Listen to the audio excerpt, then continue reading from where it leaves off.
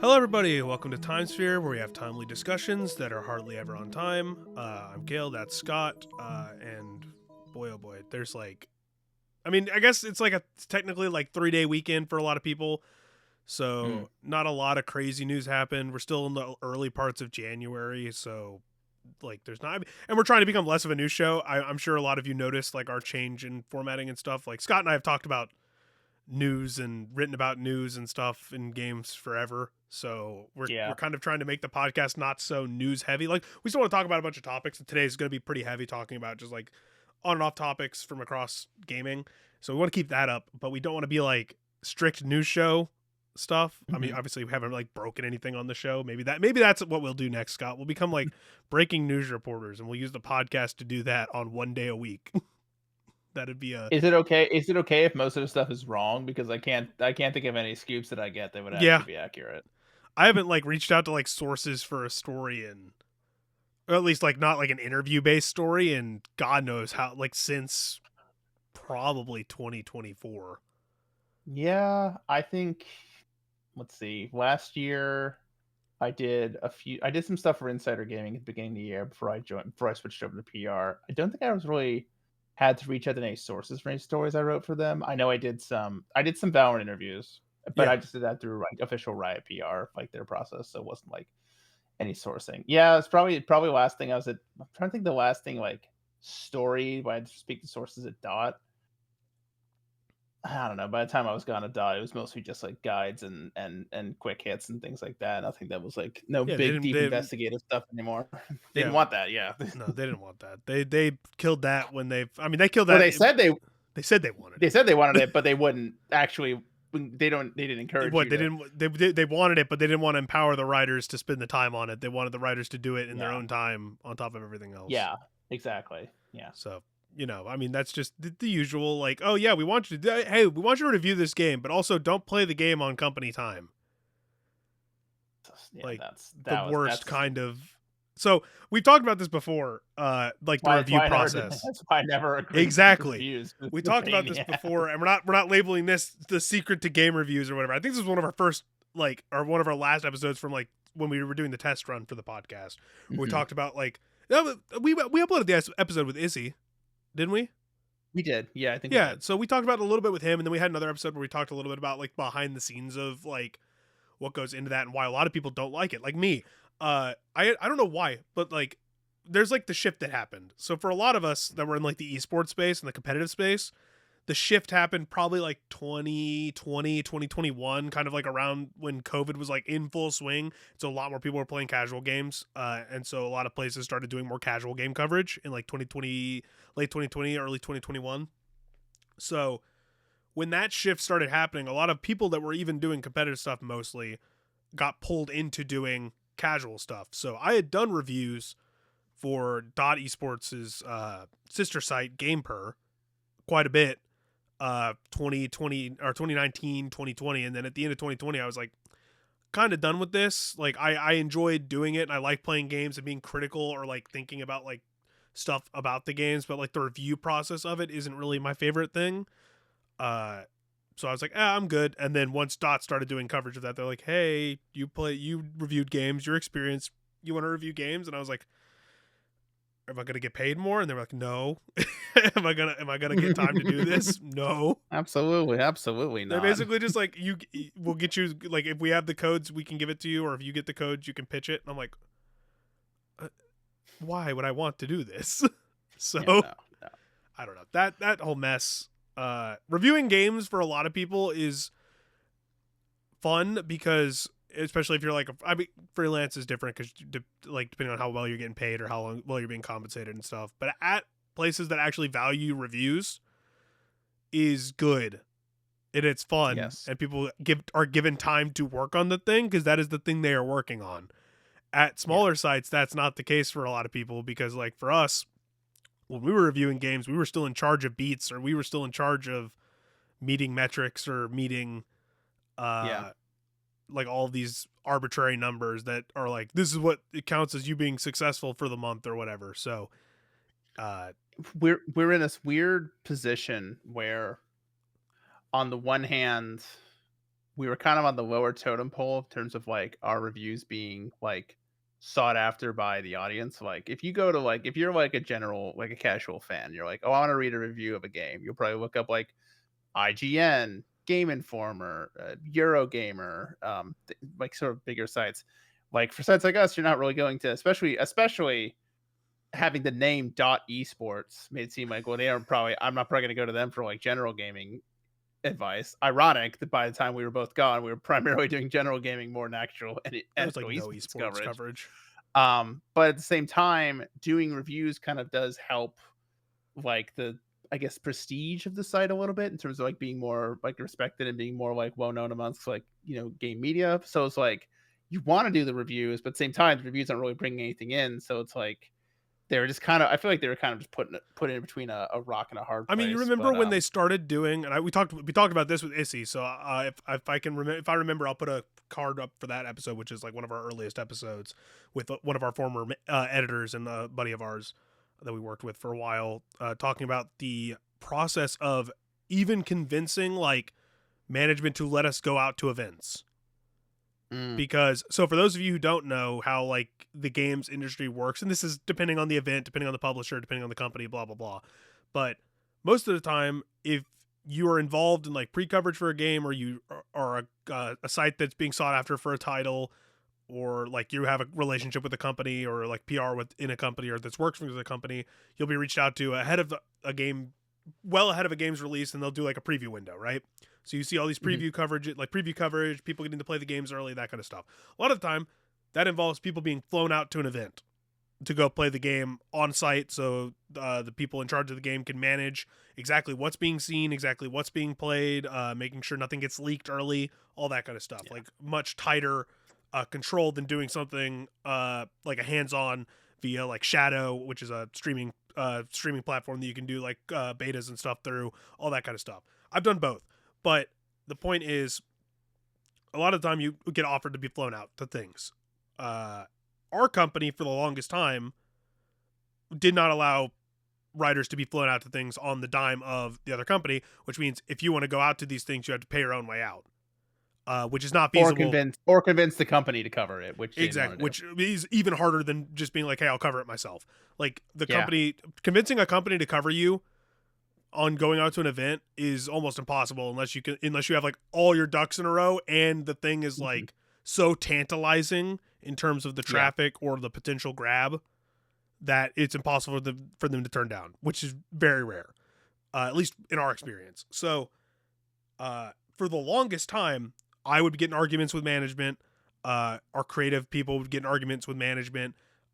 When it was really when Kevin stepped down as EIC and Mhm. moved to the full content role within the higher up Then company, yeah, the bigger the parent company, company, yeah. that things kind of opened up a little bit because we started doing general coverage in full, and we had to tell them, you want us to do these things and you want us to be first to these things so we can rank well in Google, or we can rank well in this and rank well in that, but without the ability to go to these early things, that so we're already behind the eight ball. Yeah. Like they're just not giving, you're not allowing us to have the opportunity to match what an IGN or a GameSpot or a Game Informer or whatever's doing, because we're not allowed to go out to these events and do Mhm. the early previews. And so you expect us to somehow magically come up with our own original coverage on a preview we didn't get to go to?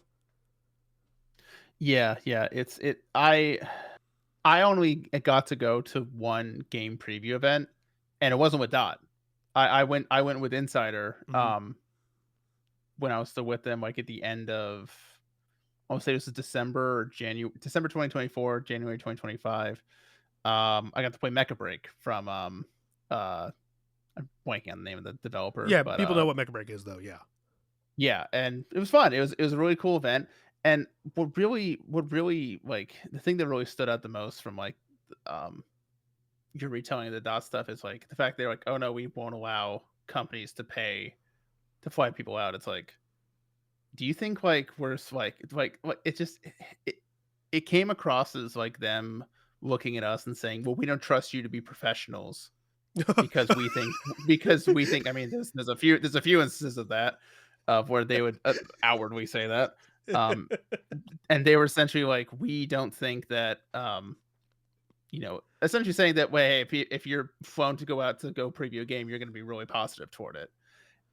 And it's Okay, just like, I this I is the understand the issue. worry and the concern of where they're coming Hmm. from, but it's like, but also I feel like I understand like if someone's never done that before, having that fear and being like, oh, they're probably going to be Yeah, probably more positive bushy toward tailed, toward. bright eyed. This is their first media event, Yeah, that kind of thing. Yeah, they're gonna be more I mean positive towards it. that was me at Mecha Break. I'll be honest, that was me at Mecha Break. I've never played mech games. If I had found this game on Steam on my own, I'd be like, yeah, whatever. But I got to go preview it, and I mean, one, I was also genuinely impressed by what they had in Yeah, the game, and it was fun, and playing it at the event was fun. Hi, hello, Peter. He's made his he's pushed his way in. Um, Peter, Mecha Break doesn't use AI, at least to my knowledge. So I don't know why you're there was the why controversy you're at pointing. launch because of the art, but who knows?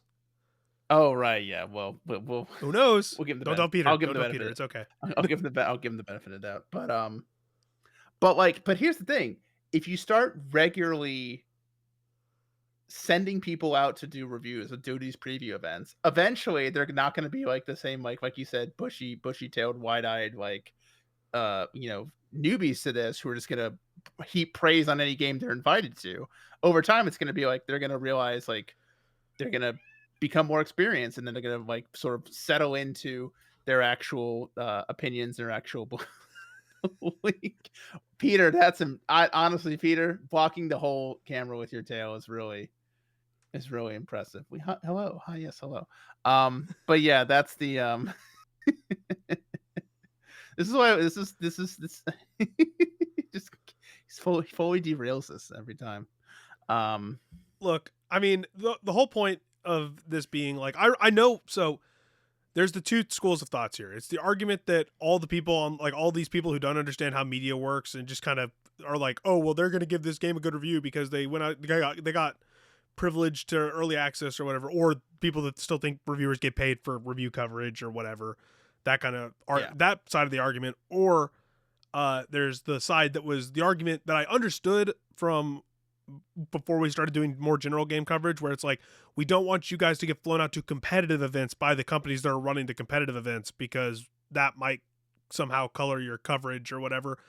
I understood that angle more than the general games angle because everybody does it, and they're never like, I've Yeah. talked to people in PR at, because I've been to several. Like towards the end of Dot, I was going to several preview events and like stuff for games, especially like because my area is very good about like the fighting games and stuff are very good about bringing Mhm. people out to preview stuff. But like at all the Tekken stuff I went to and the Fatal Fury stuff I went to and some of the indie stuff I went to and whatnot, all that stuff. Yes, the goal for them is to put on a good like show slash event slash Mhm. making sure everybody's comfortable and having a good time so they do have a better experience. But they're also professionals. They know that the whole reason people are there is, yes, to have a good time and see people that they know in the industry to hang out and talk about the games with and stuff, but you're also there to preview the game, and they're not buying a good preview. They're trying to give you the best atmosphere and the best experience they can around the preview to help enhance what the preview is.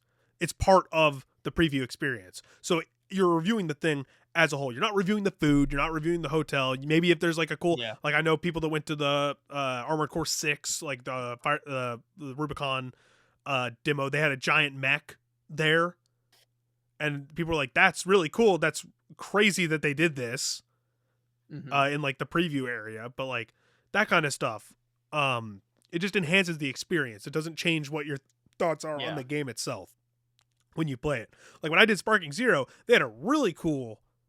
So the Sparking Zero preview I did, which I did for my own blog because I wasn't at Esports Illustrated at the time. So I did Sparking Zero, and then they also brought so it was a 2 day. I did Sparking Zero preview, first preview for Sparking Zero in the West, and then also the preview for the Tekken 8 DLC, the story DLC plus Heihachi. So they had it split into two. The first day was, you're there, you go to this. We went to a place, and they had a really cool presentation for the thing. Had a cool like side event you could do, and then they let you play the game for 3 hours.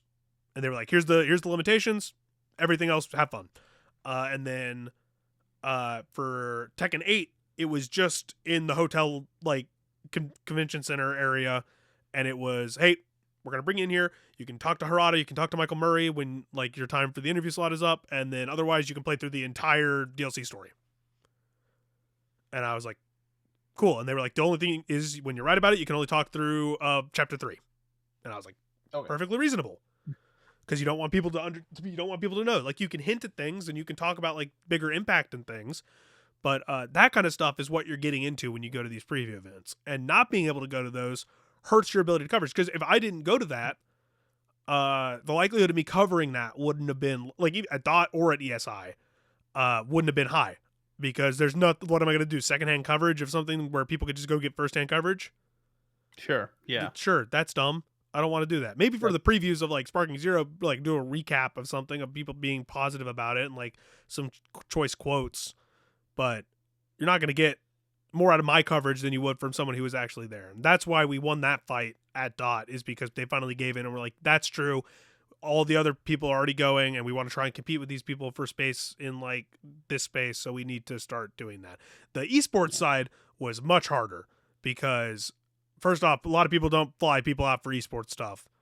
But also I got turned down for years about pitching esports events. I mean, I flew myself out to Evo every year that I went and did coverage there completely on my own. And still got yelled at by management for doing that. So yeah, go ahead. I went to 2 events while I was with DOT. The first was the Halo Kansas City major, which I really didn't really get, like, they never like talked to me about what they wanted me to do, or like, it pretty much just essentially like it wasn't like they paid me to go or like they like agreed to cover expenses. It's pretty much just me like taking vacation time or like taking paid time off to go and just sort of watch Halo Kansas City, like Halo in Kansas City. And I kind of did like a little, like I got like a press pass. Not that DOT helped me get the press pass. I just got the press pass. They never helped with that. Not that, I mean, there wasn't like a ton of press opportunities available anyway. Pretty much what happened is we got there.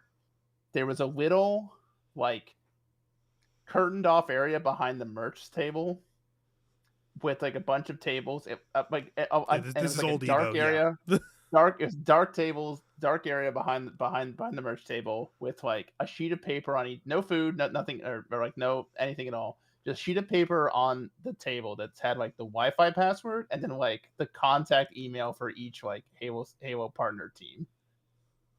That's it. That's you all basically I had to have to go do. for. You have to do all the groundwork if you want anything. That was And I managed to talk to some people. I got an interview with Snakebite from Sentinels. That's actually a really funny story because I didn't get the interview until it was after, like, it's the second to last day. I didn't get it until after all the matches were over and pretty much the building was entirely cleared out. And so it's me and like all their like girlfriends / wives just standing together underneath like this big neon red Sen City sign, just like waiting. And I'm just like I was funny, me and all like the significant others waiting to like see like their partners that they haven't seen all day, and then me with like my little to go microphone. But he was super cool about it. They're always super cool about it. Oh, I've No, never. secondly, Most of the time, if you get a player that, especially at an event, and you go through official, you go through your own channels to get them, they're super chill. Like, I got a ton of interviews, especially like the early Evos I went to. I say early, like it's not a super well established event, but like the first ones that I went to, like my buddy Blake used to work at Red Bull, so the second year I went, he helped me get a lot of stuff with partnered people for Red Bull.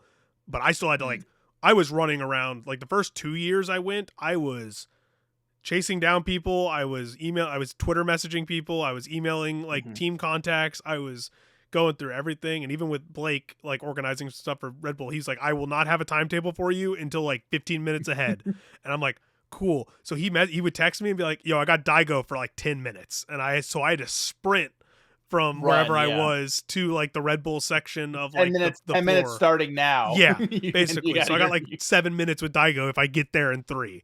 That kind of stuff.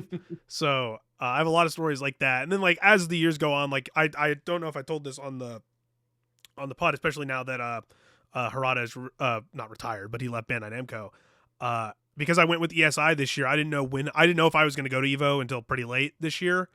And so Mhm. I didn't really reach out to a bunch of press contacts, and most of them probably didn't know where I was writing for at the time.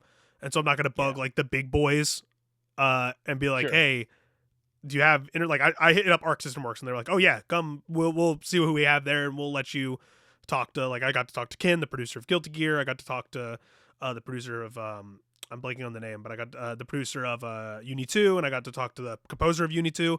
I'm hoping to have those articles out still. I want to get those out. They were supposed to go up on the SI, and of course that never happened.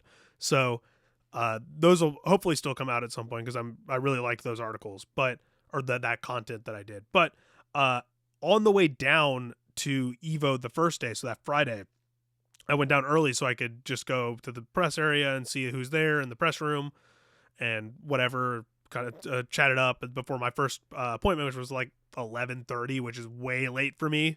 I usually have stuff scheduled throughout the entire first day, but I was like, oh, okay, sure, whatever. And then I get a call. I get a call from one of my contacts at Bandai, and they're like, hey, yo, our first person is a no-show. So if you can get here, we can slide you in as the first slot for the Tekken stuff.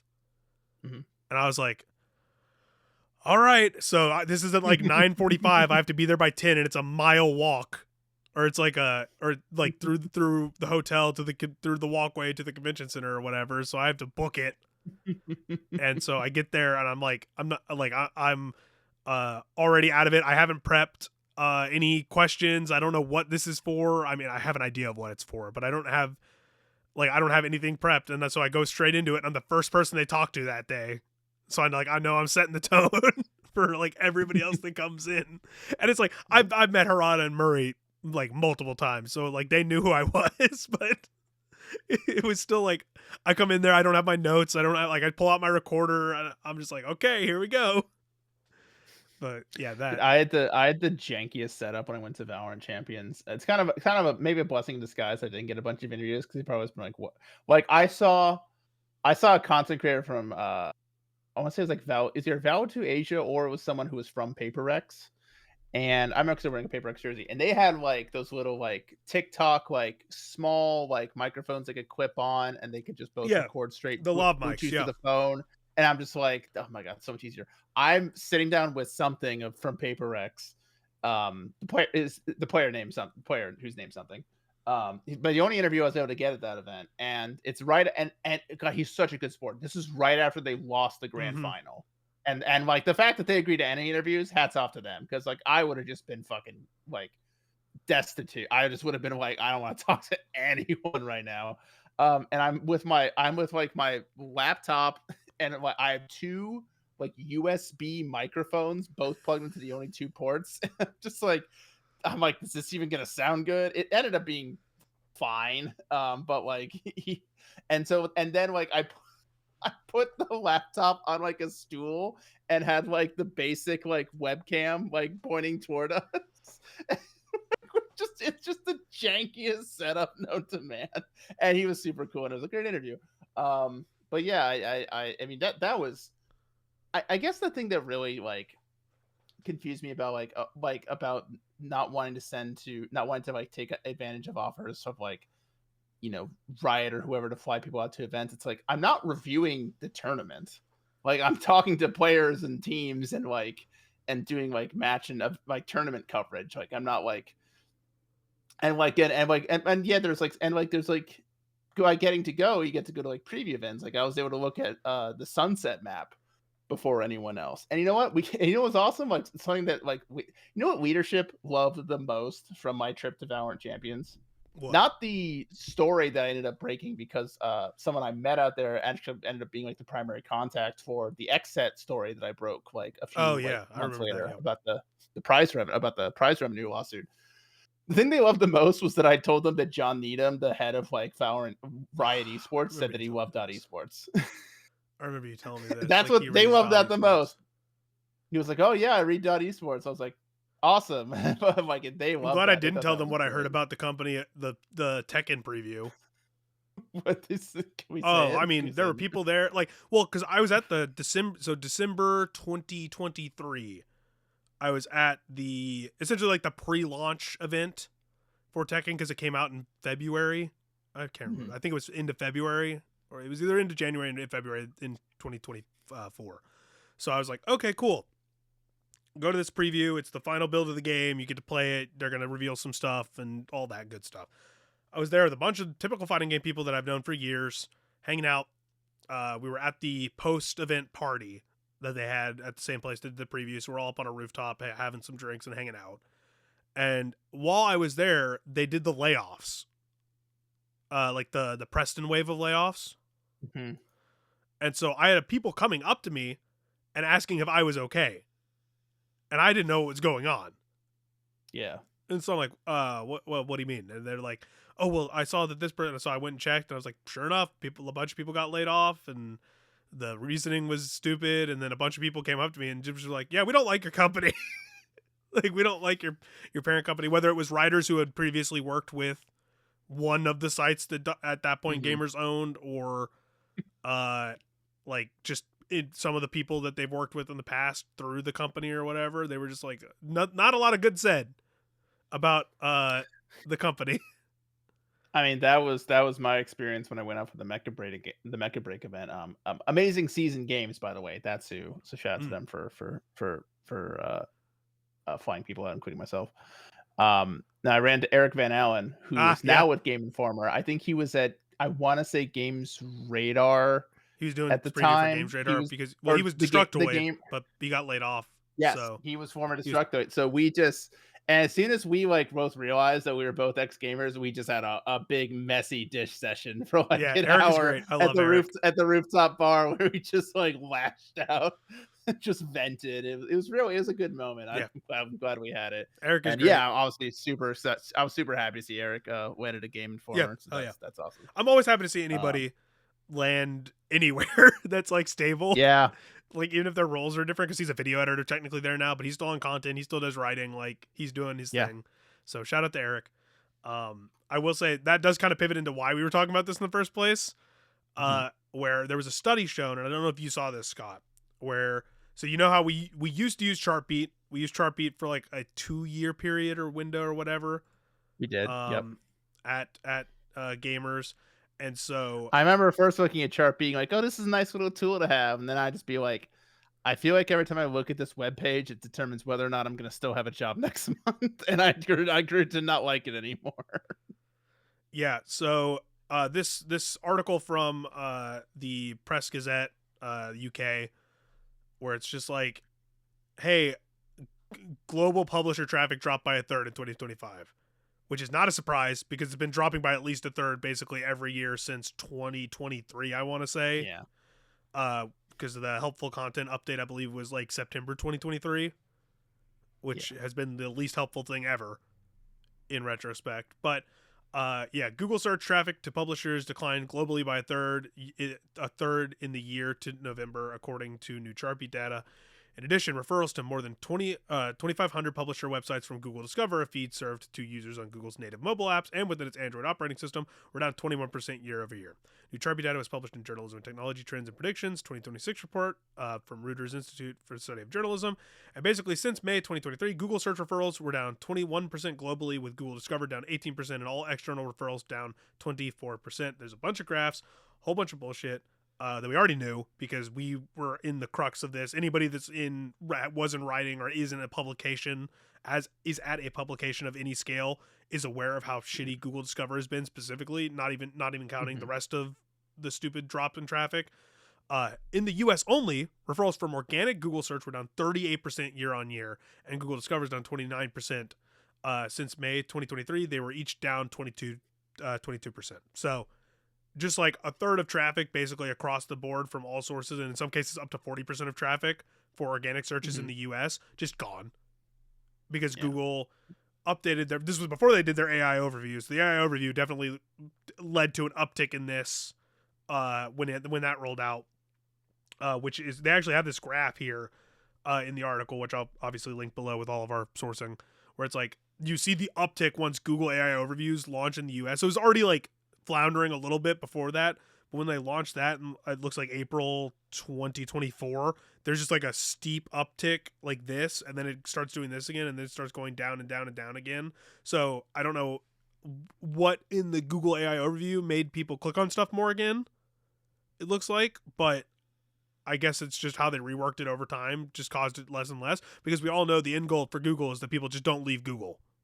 Like that's just what they Hmm. want. They don't want you clicking on things because if you click on things, that takes you from Google to another source, and then they have to pay out ad revenue depending on how they're doing Hmm. whatever. Blah blah blah. Like this whole the song and dance we talked about forever. Google's a monopoly on a bunch of different stuff, including search for a lot of people. The Yeah. AI stuff has done more harm than good by metric tons, and we're sitting here now looking at these percentages.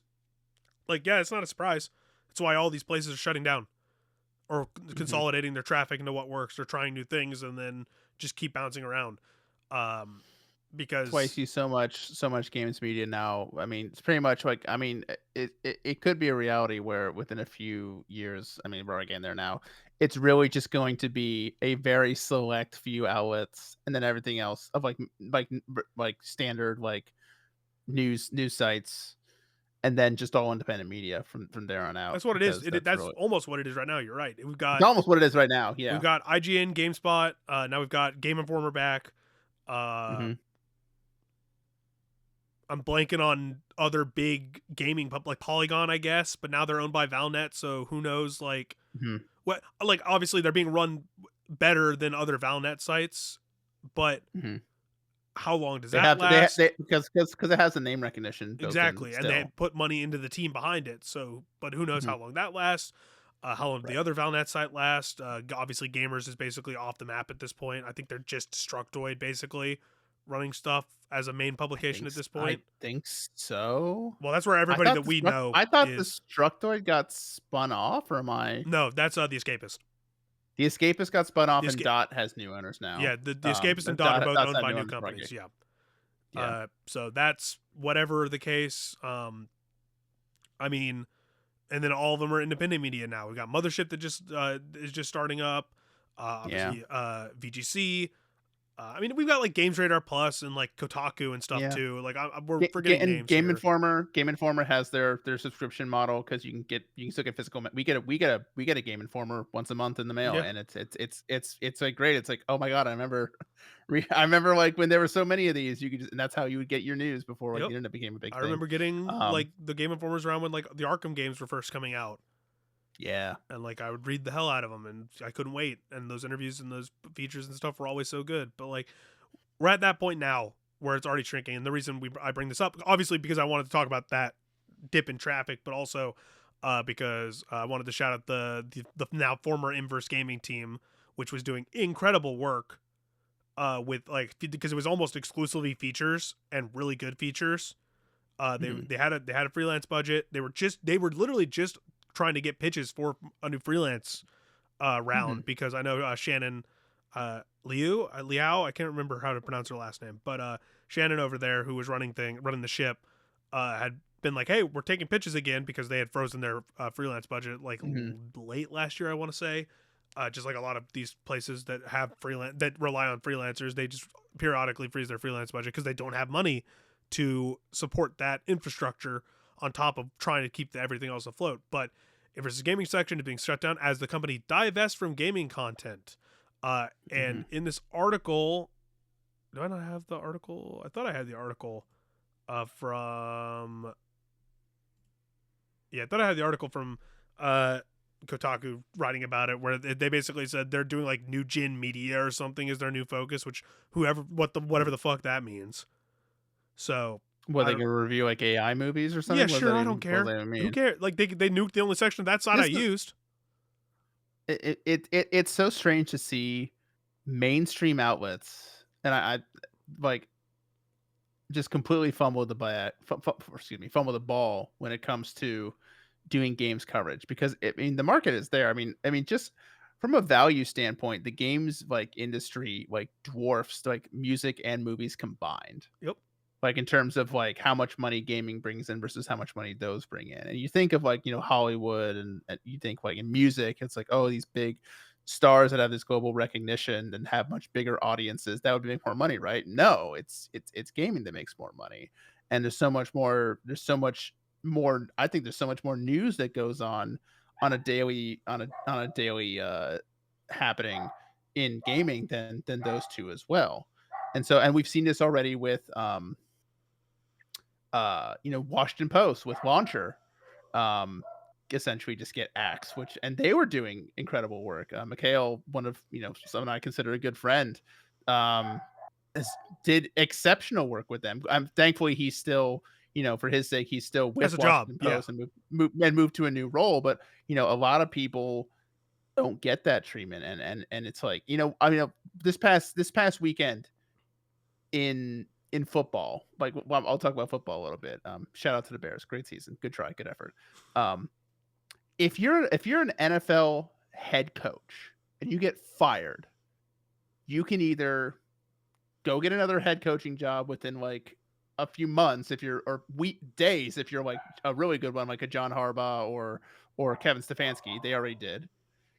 You can get another head coaching job, or you can get a good assistant job or a good coordinator job. And if those aren't there, maybe you get a not so good assistant or coordinator job. You're still coaching the NFL.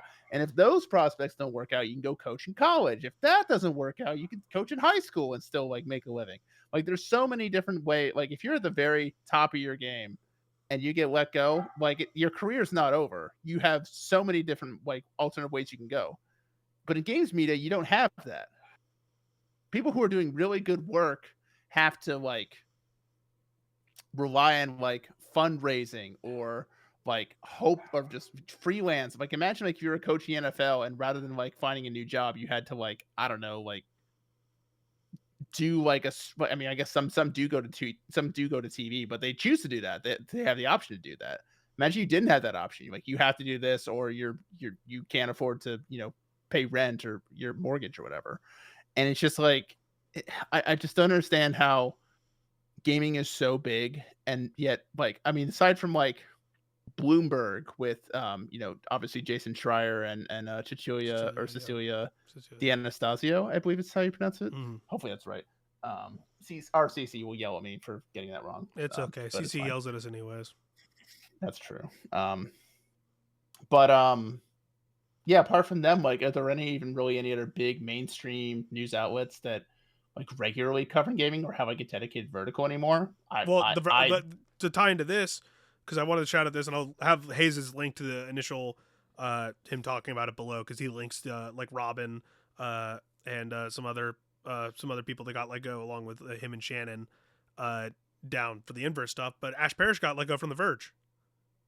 Yeah. Too, and that is like another like I don't like The Verge doesn't seem like they're going away from gaming, but like letting her go when she's like so good at doing what she does, like it's just we're at a point now, and this is already an oversaturated market in terms of the talent that's in the freelancing pool. So all these people are fighting for dwindling freelancing opportunities that are paying less money. So if you're not getting the IGNs or the GameSpots or the Game Informers or the Kotakus or whatever, which Kotaku is on and off, but now Inverse is gone, which was a major get for a lot of people. Rolling Stone is gone, which was a major get for a lot of people. I know Chris is out of the job too. Chris is I out. saw Yeah, his post on I don't think they're LinkedIn. doing. Um, I don't think they're doing any like no, gaming stuff no, they shut anymore. down the vertical, that just like Inverse did. I mean, those are two big gets gone for people. So now you're going for the Games Radar Pluses, the PC Games In, which pay good, but not like you're not gonna do a feature or two a month and make close to what you need for rent. You're gonna need to do more, and so you're gonna be fighting even more for these opportunities at these freelance places if you don't get a prime slot at one of those other places, which only have so many Yeah, opportunities. Even though with an IGN doing so many reviews, you're just not gonna make a living doing that. Like that's what I've struggled with, where it's like, who am I gonna pitch to? Like I pitched Inverse, I pitched to Rolling Stone, I pitched here, there, whatever. Once ESI dried up, I was just like, is there even a point in pitching around anymore? If I don't, because there's a difference between pitching like general coverage stuff, like hey, I can help with general coverage. Like I reached out for people that were looking for Pokemon coverage or whatnot. This is the first year I didn't do Pokemon coverage for Pokemon launch since Sword and Shield launched, and I was like, well, that feels weird, but you know what? That's whatever. It's fine. But now we're at a point where it's like, if I do not have a killer pitch on something, Why am I going to reach out to an IGN, a GameSpot, a Game Informer? Mhm. Because then I'm going to be potentially taking money out of someone who probably has a better pitcher's mouth. Mhm. Like I'm conflicted on that front now because there's so many talented people in this pool that don't have full-time gigs or are looking for full-time gigs. I mean, my buddy Will is now looking for full-time work because his significant other is potentially going to lose her job, is what he said, and so he's looking for Mhm. full-time work for the first time.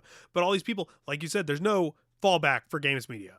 If you're in games media, like once in a blue moon, it's like, oh, you're at a Game Informer or a GameSpot or an IGN, then you can fall back on like a, I guess, like from a tier one, or it's like falling back from a tier one organization to a tier two organization. You're going from like one of Mhm. those to like a, you can become a big name at like a Games Radar Plus, a Polygon, or like those kind of things. Like there were fallbacks like that if there was an opportunity there. That doesn't It's exist kind of anymore. like it's kind of like being an esports pro in a little bit. It's Yep. like if you are playing at a tier 1 level, if you maybe you can fall back to tier 2 and then like you can still kind of support yourself. Obviously you don't have as much wiggle room anymore, and maybe not as living Lavishly, as yeah.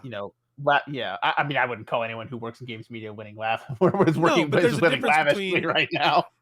there's a difference. There's a So difference like, between simple was being paid like a boatload to play for BC game, but if he were, I mean, he's an exception, like he could go anywhere, and like, and even if he doesn't play for a team, he could just and that's the thing, even with esports pros, like if they are playing tier 1, and some of them, if they don't want to play tier 2, they'll just be a streamer. I mean, look at half of the Valorant, the pro Valorant scene, Tens and Som and FNS and all these guys who were like elite pro players not even 2 years ago. I mean, Som won champions just a couple months ago.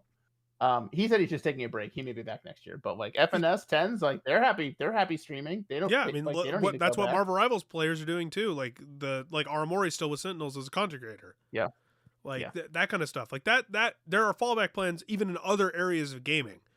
But if yes. you're in games media, there's not. Games media. Your fallback is okay. You have enough connections to maybe get a PR gig, Mhm. or or you get lucky enough and land a PR gig or an internal com gig maybe at a company, Me, which are very, I consider myself like I consider myself very lucky, like that my current gig with the story mob manifested the way that it did. Because pretty much I'll talk about this. The day I reached out to them was the day, like the day before I was going to hear back from a different job, that I originally thought I was going to get, and that day of I was like, I feel like I would have heard back already, so I feel like I'm not going to get that job. So I just sent like a random like dart throw, like they didn't have like a job listing for the original position I had. It was just like the open application from their website, and they got back to me in 2 days, and actually and by a stroke of sheer luck and timing, they had a position that I could do.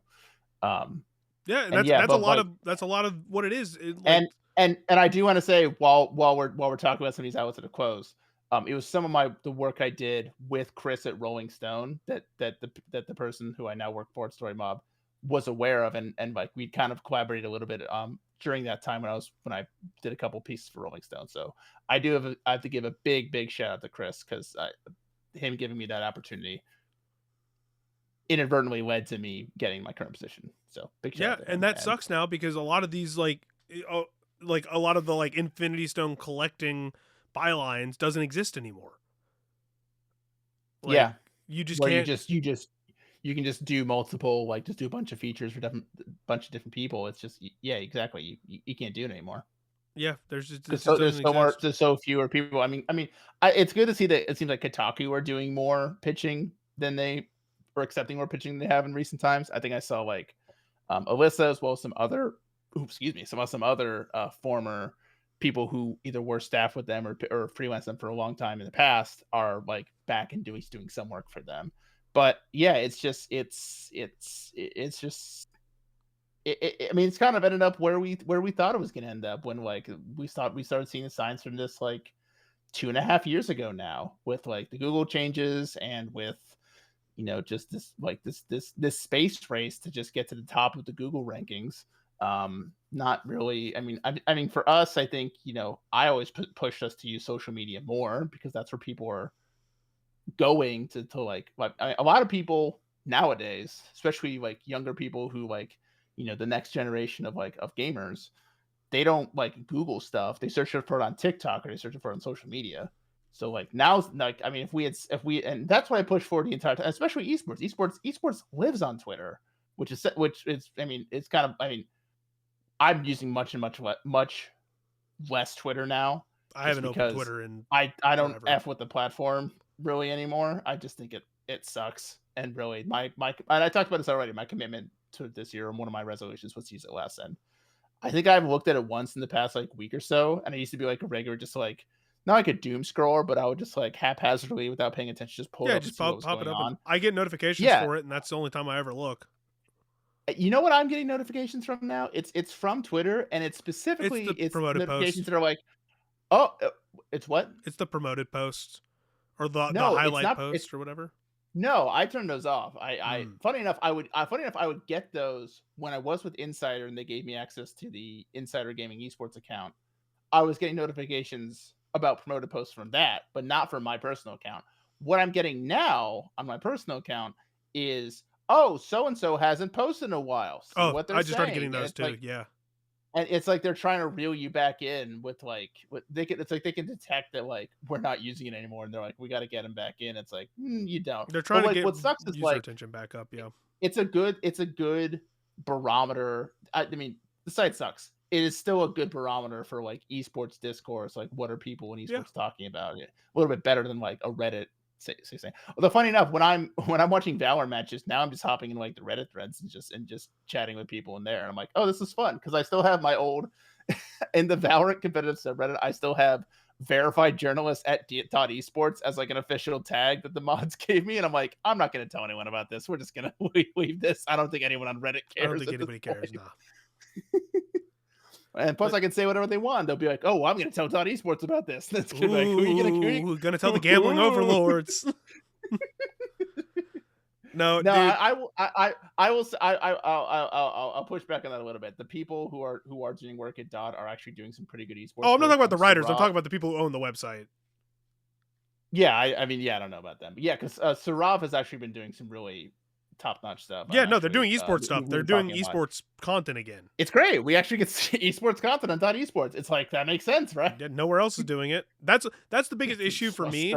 Well, Is like I mean, you have like Esports Insider who does more Esports Insider and Esports Radar who are both like business side they're of big. stuff more. That's where it is. But Insider does kind of They trickle do. into like game and matches too. And they've got Esports GG, Esports Net. They still get into it. Hotspawn also does some pretty good stuff. I mean, I Hotspawn is where I essentially started writing about Valorant. So essentially, my whole career that's happened because of that is because Hotspot was like, sure, come in, write whatever you want. And at the time, they were like, we'll pay you per word and not set any limits. I'm like, sweet, I'm gonna write 1,500 words about Valorant, and no one's gonna complain about it. That stopped. That stopped eventually. And I was like, Oh okay, yeah, all 100%. right. I should take this full time offer at Dodge. Yeah, I don't know. That's another issue with the space. Is like a lot of the stuff that I would want to write about just doesn't have a space anymore for it. Right. Like our conversation about esports that we had at the front is probably the most publicity a lot of esports is going to get in uh it just sucks, man. I don't know. Games media's in the toilet in a way that is like not all of it's in the toilet, but like you got like the spiral going and it's sucking up a bunch of different publications, especially big publications Yeah. that just don't want to invest into gaming anymore for whatever reason. They have probably just leadership being like, oh, it's not generating enough, blah, blah, blah. Let's just cut it and focus elsewhere because there's other areas we can. It's like, okay, whatever. You're a big company that has way too much money and don't know what to do with it anyways. What's Go ahead. I was gonna say, like, ultimately, it sucks. It is, however, done. It is, however, creating a lot more, leading to the creation of a lot more independent outlets who are relying on crowdfunding, and Yep. like and it's clear that there is a large dedicated fan base who is willing to pay for like good quality independent games media, whether that's like Giant Bomb. I think does a great mix. Giant Bomb, kind of funny, these do a great job of mixing entertaining And trying to content highlight with like stuff. Yeah. with news. And then we briefly talked about Mothership, but like they already have like a ton of backers like who are signing up for like I think it's like I think if you sign up for a year, you get like a 15% off like lifetime on your annual subscription. Yeah. So like if you're one of the first people to like Game join Informers, the I mean, they're mothership, not they're yeah, not independent, quote unquote, like that what we're talking about, yeah, but they are. I think they still have like They a do. ownership They group, do. but But they're not relying on the algorithm and on exactly. Google and like because they're an ad revenue because they have one, they have the name recognition, and they also have their subscription model where you can either get you can either do the physical subscription, get a magazine, or you can just get a digital subscription. You get a bunch of perks from that as well. And so yeah, it just goes to show like there's but on the opposite side, there's people who work in games media who don't have that, who can't swing that. Or what I mean by that is like they don't have like the audience or the connections They don't have the to following. They don't have the to connections to facilitate like, oh, if I did this, then how am I going to get the codes for the games? Because another big issue with this is what as the big sites that have the Metacritic connection and like all these other elements go away, a because that's lot what publishers really they they really want. want the That's what they want. Metacritic that because they can easily sell that to people across all of their different branches. Like I know Bandai is big on that because they can be like, hey, Yeah. this is a Metacritic They can publication. We also when they're putting out ads or they're making, video ads or banners, for bigger outlets with that same name recognition, you can put, 4 out of 5 or 4.5 out of 5 from IGN or Eurogamer or these big ones, or you can put little you can put little snippets, and the more I guess prestigious the name is, the better. Maybe the more those quotes resonate with people. But like you said, if you don't have that name recognition, if you're a very small creator, or you're just starting out and you just don't have that kind of pull, then I just don't know what You're you just out of do. luck. Like you're going to get Yeah. passed up for opportunities for even if the publication doesn't have the seasoned people anymore. They'd rather have the name of the publication that they can put somewhere than the name of a creator that would probably give them a better piece of content, I guess. Like a better well criticized review. Like they don't care about that as much, which is a big issue with like independent sites at a certain scale not getting access to, or just independent creators not getting access to stuff anymore. And that's a whole conversation about like how content creation is leaning into uh games journalism and games media. I think the games journalism side of content creation is very bad because there's not enough people doing Mm. actual uh like we try and do here, where we read out the source and we give credit to the source and we post the source in the comments and we tell people, hey, go read the source, go support independent games media. All these people that do short form content news, and they take screenshots of things and they cut the screenshots to where they're not going to show the publication or the name of the writer, or they don't know what they're talking about and they just yap about whatever they think is the core tenet of whatever the news cycle is that day. That's negative towards games journalism. That's a net positive to what content creation is allowed, but there's also way more reach in content creation that allows for better content and more people to be heard that actually do care and are specialized in fields or whatever. Like you're not gonna get like there are some really good like RPG websites that do RPG specific coverage. I know Hayes at Inverse did a lot of amazing coverage for RPG. You should go subscribe to his newsletter where he does more of that too. But the whole point is now that the content creation allows for more people to share their thoughts on that and probably have more access to a space that would be heard, which is the net Hmm. positive. And there is more good that comes out of it than bad for games media as a whole. It's just the journalism side of things that suffer because the people that are actually putting in the work to do the journalism are Hmm. being subsidized. Isn't even the right word. Like they're subsidizing the content creation because everybody goes and reads a VGC article and quotes it and uses it and then doesn't do anything to help VGC. And that's Hmm. not everybody does that, but like there's more people that would than wouldn't. So I don't know. That's a whole other thing that we can talk about at some point is the content creation angle of it, because I've struggled with that where I'm thinking about like how do I do my work moving forward if I am going to leave the industry or if I am going to do something. Hmm. How do I still want to keep having a voice outside of just like shooting the shit with you here and having these conversations where it's like, do I want to do shorts where I do like news breakdowns? Do I want to do I don't have the wherewithal to do a news show. Hmm. Like, I don't want to do another gaming news show, which is why we don't want to turn Timesphere into that. We want to talk about cool shit and like critical stuff and Hmm. make sure people are aware of it. But that's it's just a whole mess of what comes next for games media that I've had this conversation with Anna a million times because she's more doomer than I am about a lot of this. But that's just who she is. So I don't know. Scott, I will say we do not have an AI shame corner this week, Oh, which is the first weight off, time weight in off my shoulders. God, I don't know, 3 months that we Few haven't had. weeks, few Yeah, few weeks at least. yeah. Yeah.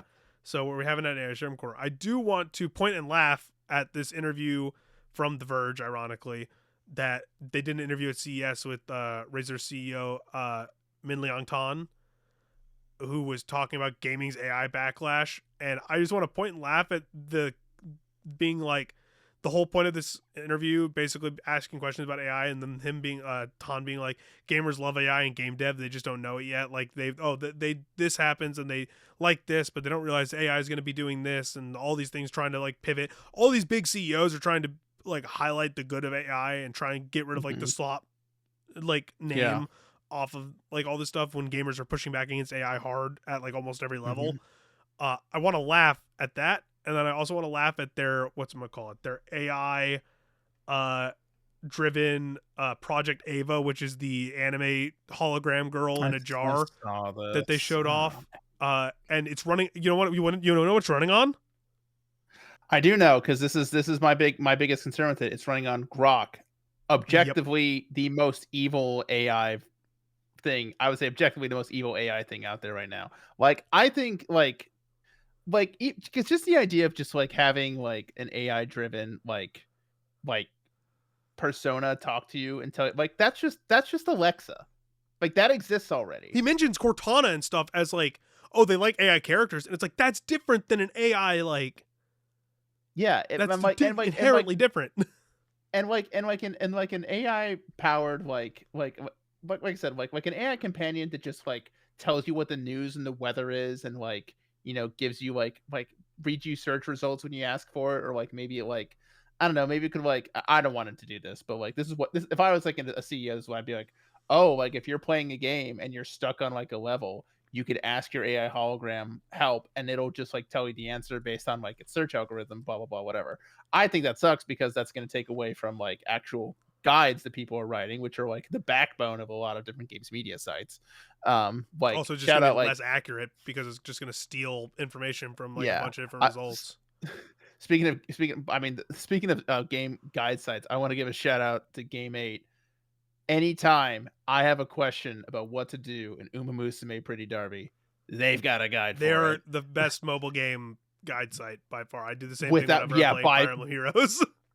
by far, and with I would say with how well pretty Uma Musume's derby, not Uma Musume is doing, I'd say their traffic is fucking. They're probably doing pretty good They right do it. They now. do it for every game too. It's not like they That's have true. a That's true. Yeah, yeah. They're big.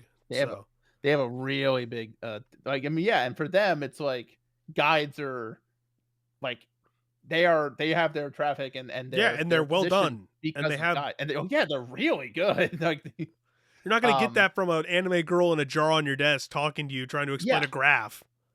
But I don't think an anime girl in a jar is objectively evil. I think Grok. Grok is objectively evil. And the fact that like Twitter or X or whatever you want to call them, the fact that like okay, essentially people have been in case you haven't noticed, in case you haven't heard, a big reason why I stopped using X is because people are using Grok to like produce really gross sexually suggested images of people, even potentially minors in some point. Oh, it's not potentially. It's It happens. not potentially. It's happened, and it's gross and it's disgusting. And what I hate the most is we'll see like posts from Grok afterwards be like, "Oh well, that's my mistake. I didn't mean to do that." It's like Grok is not a person. The company did this. They set up everything, and they're almost like deflecting the blame from themselves and putting it on this AI chatbot that they designed, that they run, that they have complete control over, and saying like, "Oh, it's that person," or blaming it on the users. And let me be clear, I am also blaming the users, the people who Yep, do this stuff. they're They are terrible people. absolutely to be blamed and should go to jail or worse. But it's also abhorrent that X is like, well, no, it's the users and it's Grok itself. We're not doing anything about it. It's like, yeah, you are. And so like if you're gonna make like, Hatsune Miku as an AI companion who just tells you things about the game you're playing or read you recipes or whatever, just like a souped up version of Alexa, that's fine. I even think there could be a decent market for that. Don't use like the literal like sex pest chatbot to do so. Well, Like they specifically use say they want to use do it because literally anything else. it's the most conversational of the chatbots, which Oh cool. my That doesn't god. change the fact that it's run by a dude who makes fun of the fact that like these images are being made of people against their will. And then also to your point about Grok apologizing, immediately in the response, it's like some chud who is like, "Oh, well, this isn't a bad thing. I should be able to do this to whatever woman I want." Well, tell, hey, No, you Grok, now say shouldn't. this No, you shouldn't. unapologetic. Be unapologetic about it, and they just rewrite it. But it's Grok saying like, "I did this to own the libs" or whatever, and I'm just like, I fucking hate the internet. Yeah. So like, listen, I understand some people have to use it for work or whatever, or like, and like I said, it's like in terms of figuring out what the current esports discourse is, like, it's because so many esports people are on there. You don't have to use this website. Don't. I'm using it way less, and like, and I'm not. I'm listen. We're not here to like preach at you about what websites to use, but like objectively, that website really fucking sucks. So I would use The majority of use it social less. media is bad. Like there's Yes, not a good. true, I true. cannot point to a single. So Blue Sky is like fine. It's not good. Like the people who run that are not good. Like there's some good there, but some of the good people have left since it started, and they've been doing some Mhm. shitty stuff and have been treating people pretty shitty in a lot of ways. So like it's not a good place. It's an okay place, especially if you need an alternative and you want to Mhm. be with people that are also against X or like Meta or whatever, because X is not good. I need to stop using Instagram as much as I do, but that's where all of my like high school friends still send messages to Right. each other. So like Sure. that's the only way I can contact a lot of them outside of just sending a text message, which I should do more anyways, just because I don't want to be on these apps. But like X is bad. I don't use it. I don't post there anymore. I didn't this last podcast, last week's podcast was the first one I didn't post over there because I just don't use it anymore, and we don't get any reach over there anyway. So why should I care? Like there's no point in using it. Versus whatchamacallit, Meta. I don't use Facebook. I haven't used Facebook in probably 8 years. I check it every once in a while for family stuff. Like I had to use it for when I went to New Mexico for last week, 2 weeks ago, for a family gathering. I had to use it to help set up a stream for a family funeral that we were doing to make sure that like my grandma could watch it from home. But if I don't have to use those, I'm not going to use those. Blue Sky is the only one I use daily, and I usually only check it like twice. I use it once in the morning, and then like I'll scroll for a little bit, or if like I'm on the bathroom or going to the bathroom, or if I'm cooking, sometimes maybe I'll use it, and then I use it once at night, unless I'm like looking for something to write or I'm looking for something to specifically that I need. I will not use a lot of these websites, so I've just cut back on social media usage in general.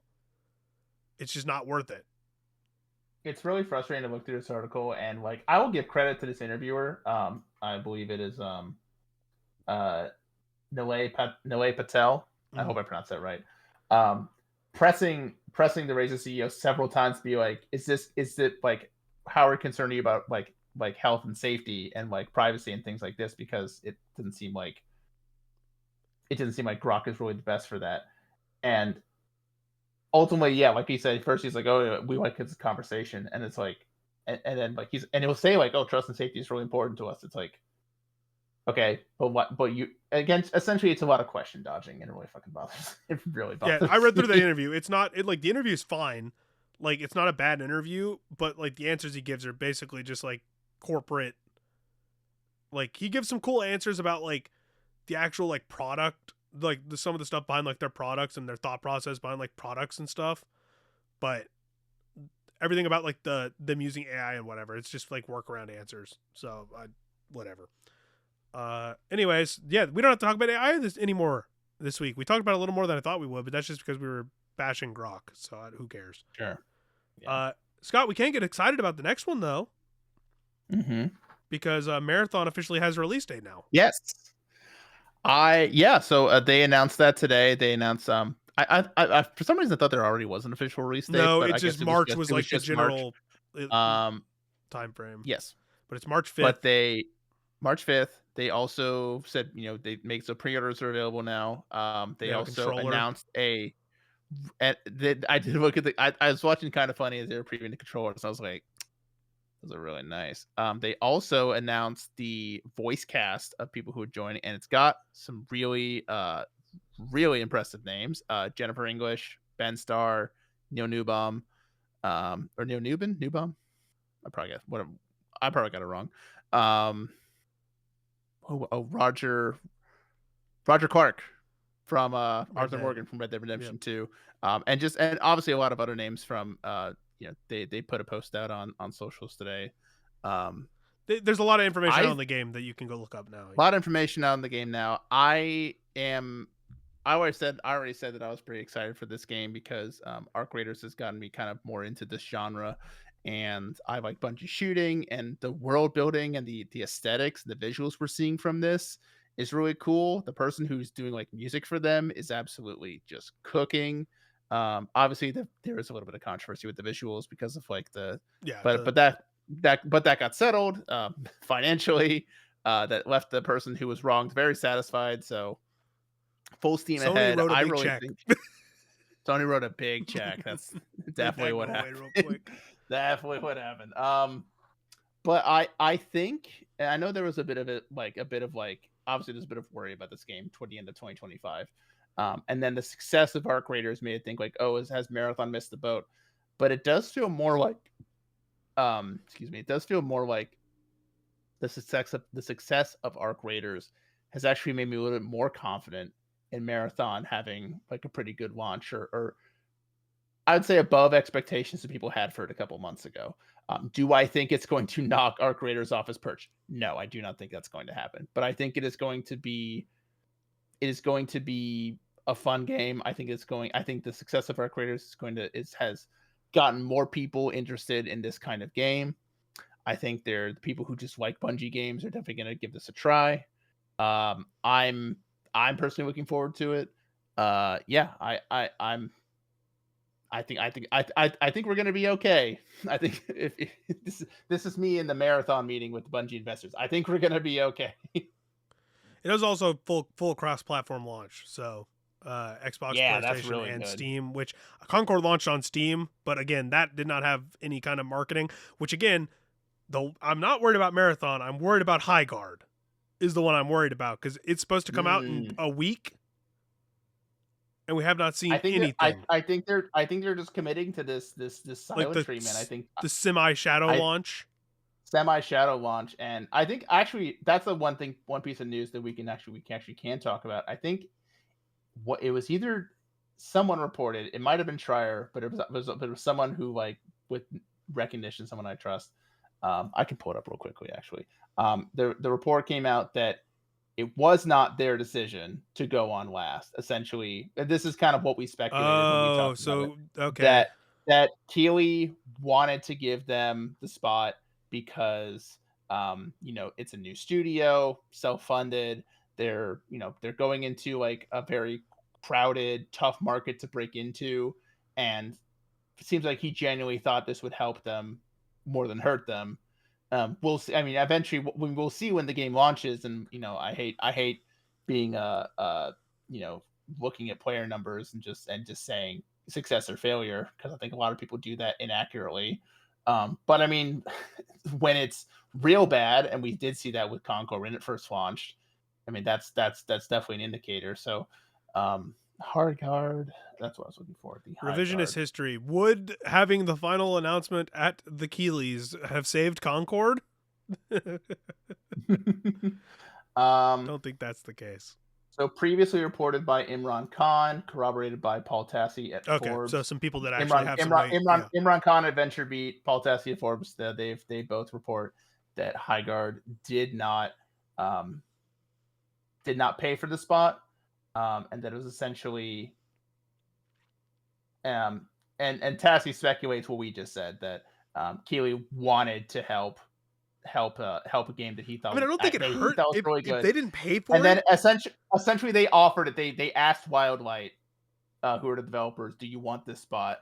And I'm sure, like anyone, you want to go on last. You're like, sure, yeah, we'll take If it. they didn't have to pay Um, for like the prime time last spot, and they just got basically gifted it when they were like, if they just paid the normal, which because it's still a lot of money, but like that's probably a yeah, lot more money if you want that yeah. spot and you're paying for it outright. Depending on, I don't know how Keeley's back end works there, but the whole point is I don't think it's that much more expensive, to be probably honest. not. But like you're I think still the buy-in just to get in, and like I think it's based on like duration would be my guess. Like how long, yeah like I would assume Larian, because they had their big like paid the most. Yeah, in because they had like the in-house in like house set and like all that stuff. theatrical performance, The fucking Remedy tower. as well. But also like I mean maybe also Keeley, because those are developers people really like, and they're some of He definitely Keeley's cut like the he cuts like the ones that are like fan favorites that are offering him like first look at something. He definitely all cuts them a deal. There's no way they don't.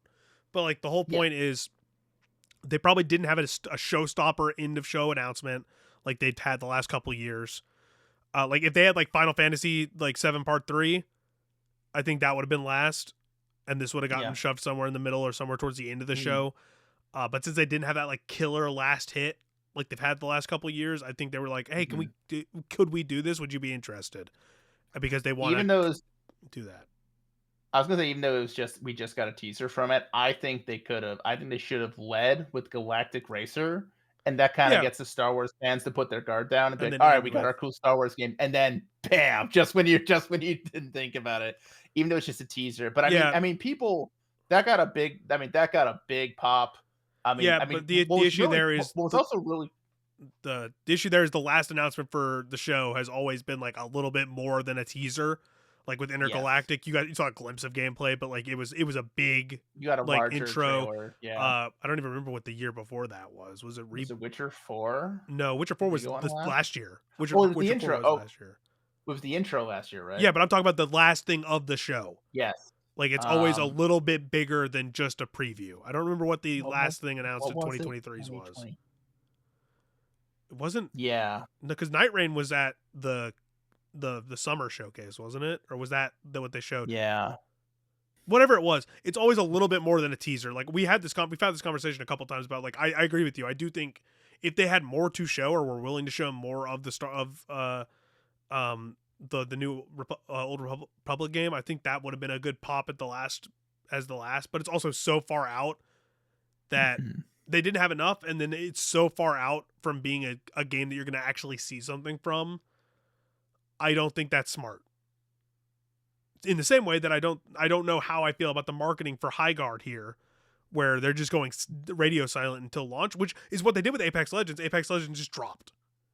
Yeah. Like that's what But it Apex did. Legends also but they also didn't have this Game Awards Exactly. fiasco. Because that's the point I was trying to make earlier, is that they were offered the last spot, and like I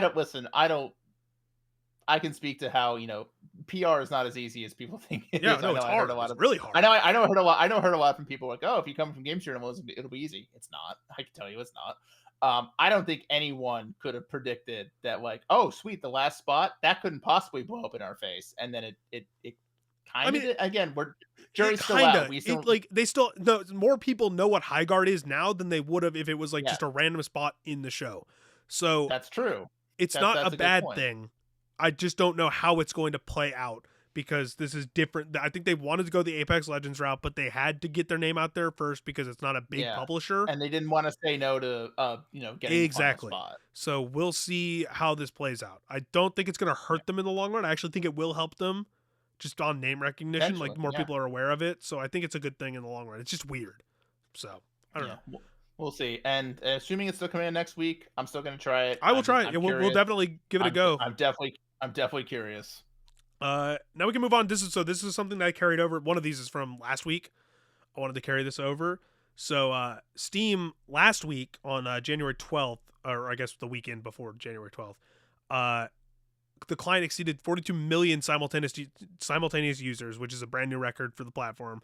Insane number for just people active. Now this isn't in game. This is just in Steam. Mhm. People So logged on. yeah, people logged on to Steam. So if you have it running in the background of your computer, that counts.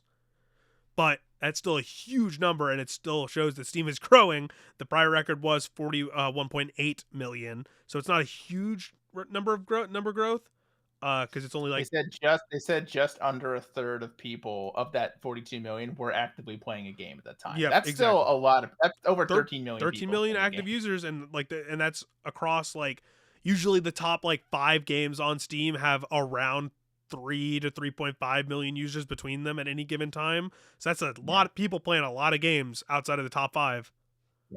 And that's why like it kind of brings me way back to the point at the beginning of the show we talk about like how big the gaming industry is. Like Yeah, I don't think there are 13 million people like actively watching a movie, but even if you there's not count it 13 between million active streaming, people with a Netflix subscription on their TV right now, like yeah, like not actively if you using it. counted if you counted all streaming services and people going to the theater at any given time, unless it's like a big like Avengers Endgame premiere, like I don't think there's 13 million concurrent people watching a movie.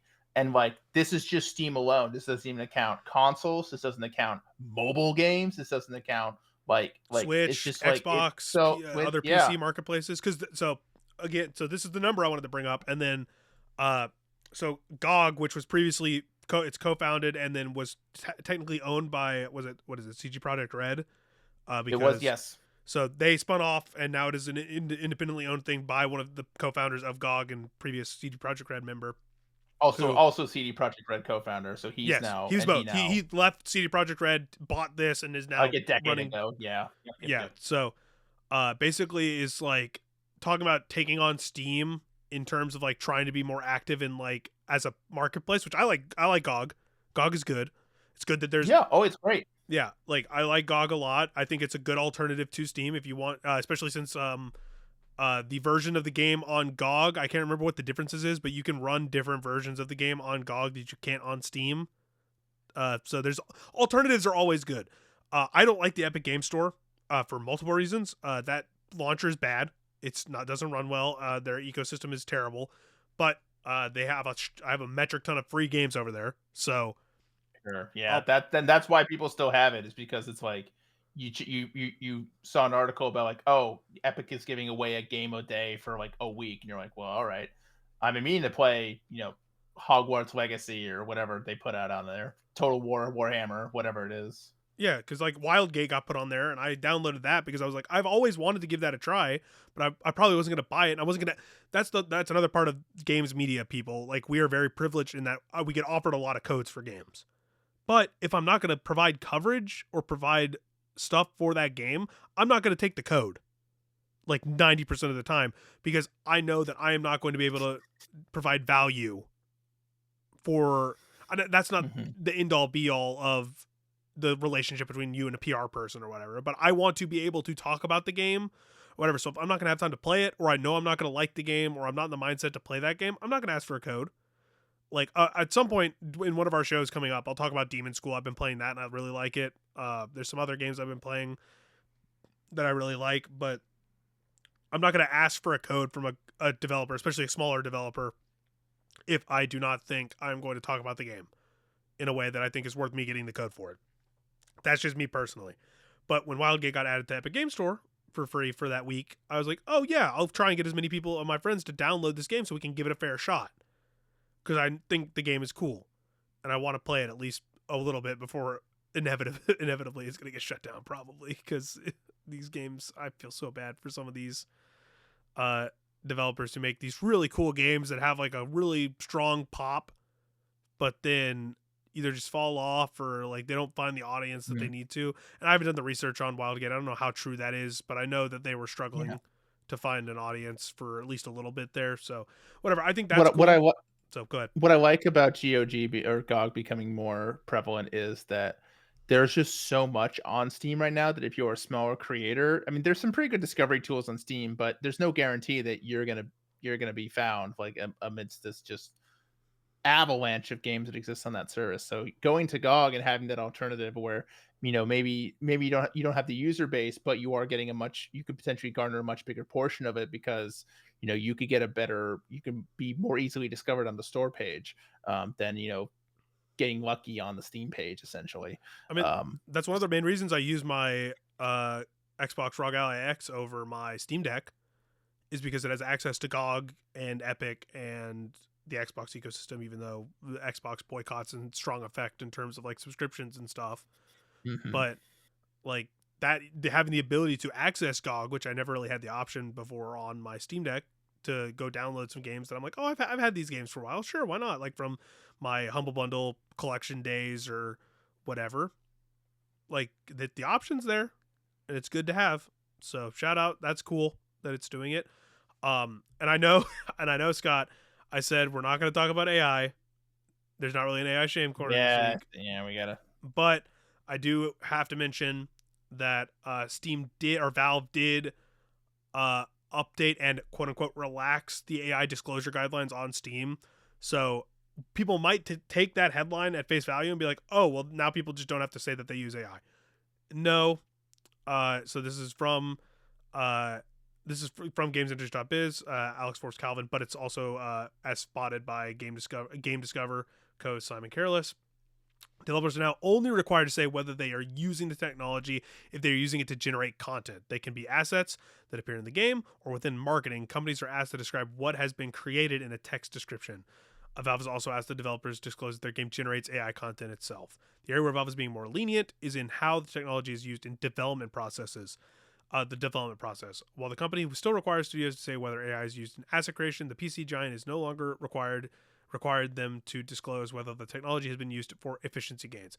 So basically, like if you use it in like your workflow processes Hmm. or something, because you Which can't. which we have said is fine. The least evil part The of all generative it AI it process. yeah, and like and because here's the thing, like we talked about this to death when we talked about the Larian stuff, and when other developers talk about it.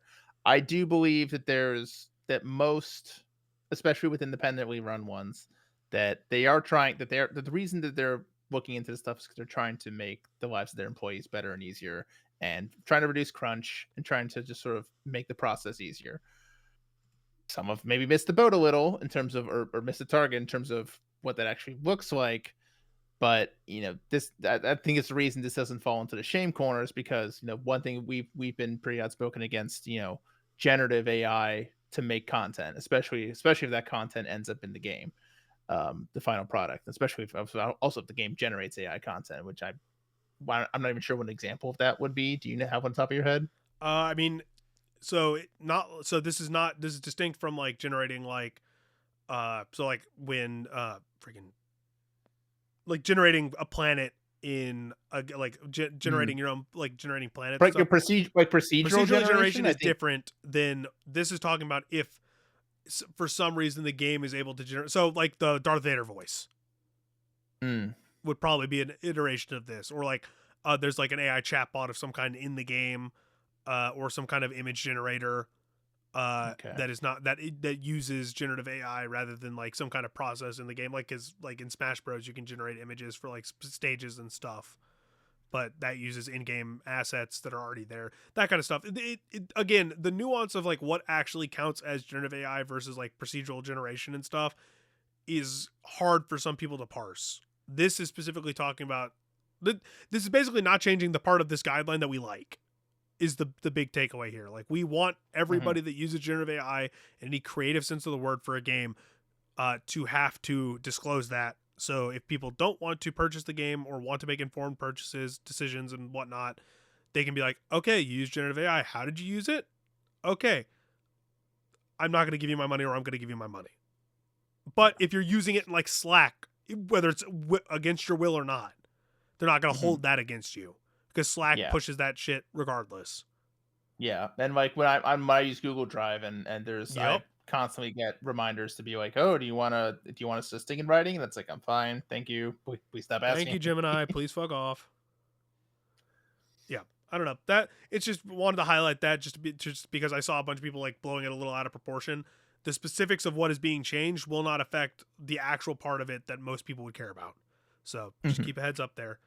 Now we're kind of in the hodgepodge news part of the couple show. couple Ubisoft things to keep an eye Yeah, on here. one of them, two of them are like two just little interesting bits of Ubisoft. So former Assassin's Creed franchise boss Mark Alex Cote, I believe is how you pronounce that, is Hmm. suing Ubisoft for around $1.3 million.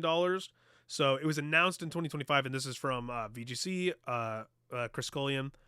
Uh, October 2025, the Kote had left. That's probably actually wrong now that I'm thinking about it, but we're just going to stop saying, I think I'm pronouncing this person's last name wrong. We're always going to be wrong. I can At pronounce so left many names wrong. Ubisoft, after working on the Assassin's Creed series for nearly 2 decades as designer, director, and producer. 2022, Kote was put in charge of leading Ubisoft's global teams on Assassin's Creed franchise, tasked with shaping the long-term strategy of the series. However, last October, Ubisoft's new Tencent-backed subsidiary Vantage Studios started operation, overseeing the company's biggest IPs, Assassin's Creed, Far Cry, Tom Clancy's Rainbow Six Siege. 2 weeks after the Vantage started, co-CEOs Charlie Guillemot and Christopher Dernes emailed staff and posted a press release claiming the Kote had both offered a leadership position at the subsidiary but declined the offer and had decided to leave Ubisoft. Later that week, Kote released his own statement claiming he didn't resign and was asked to step aside by Ubisoft, who had decided to transfer the leadership of the Assassin's Creed franchise to someone closer to its original organizational structure. Adding, a different position was mentioned, but it did not carry the same scope, mandate, or continuity with the work I had been entrusted with over in recent years. Now, basically, the CBC Radio Canada is reporting that Kote is taking Ubisoft to court, citing constructive dismissal, and seeking more than 1.3 million in severance pay and moral damages because management held a meeting in the summer talking about looking for a new role that's called head of franchise. As the IPs were being taken over by Vantage before it was announced that Vantage was the name of the studio and all that stuff.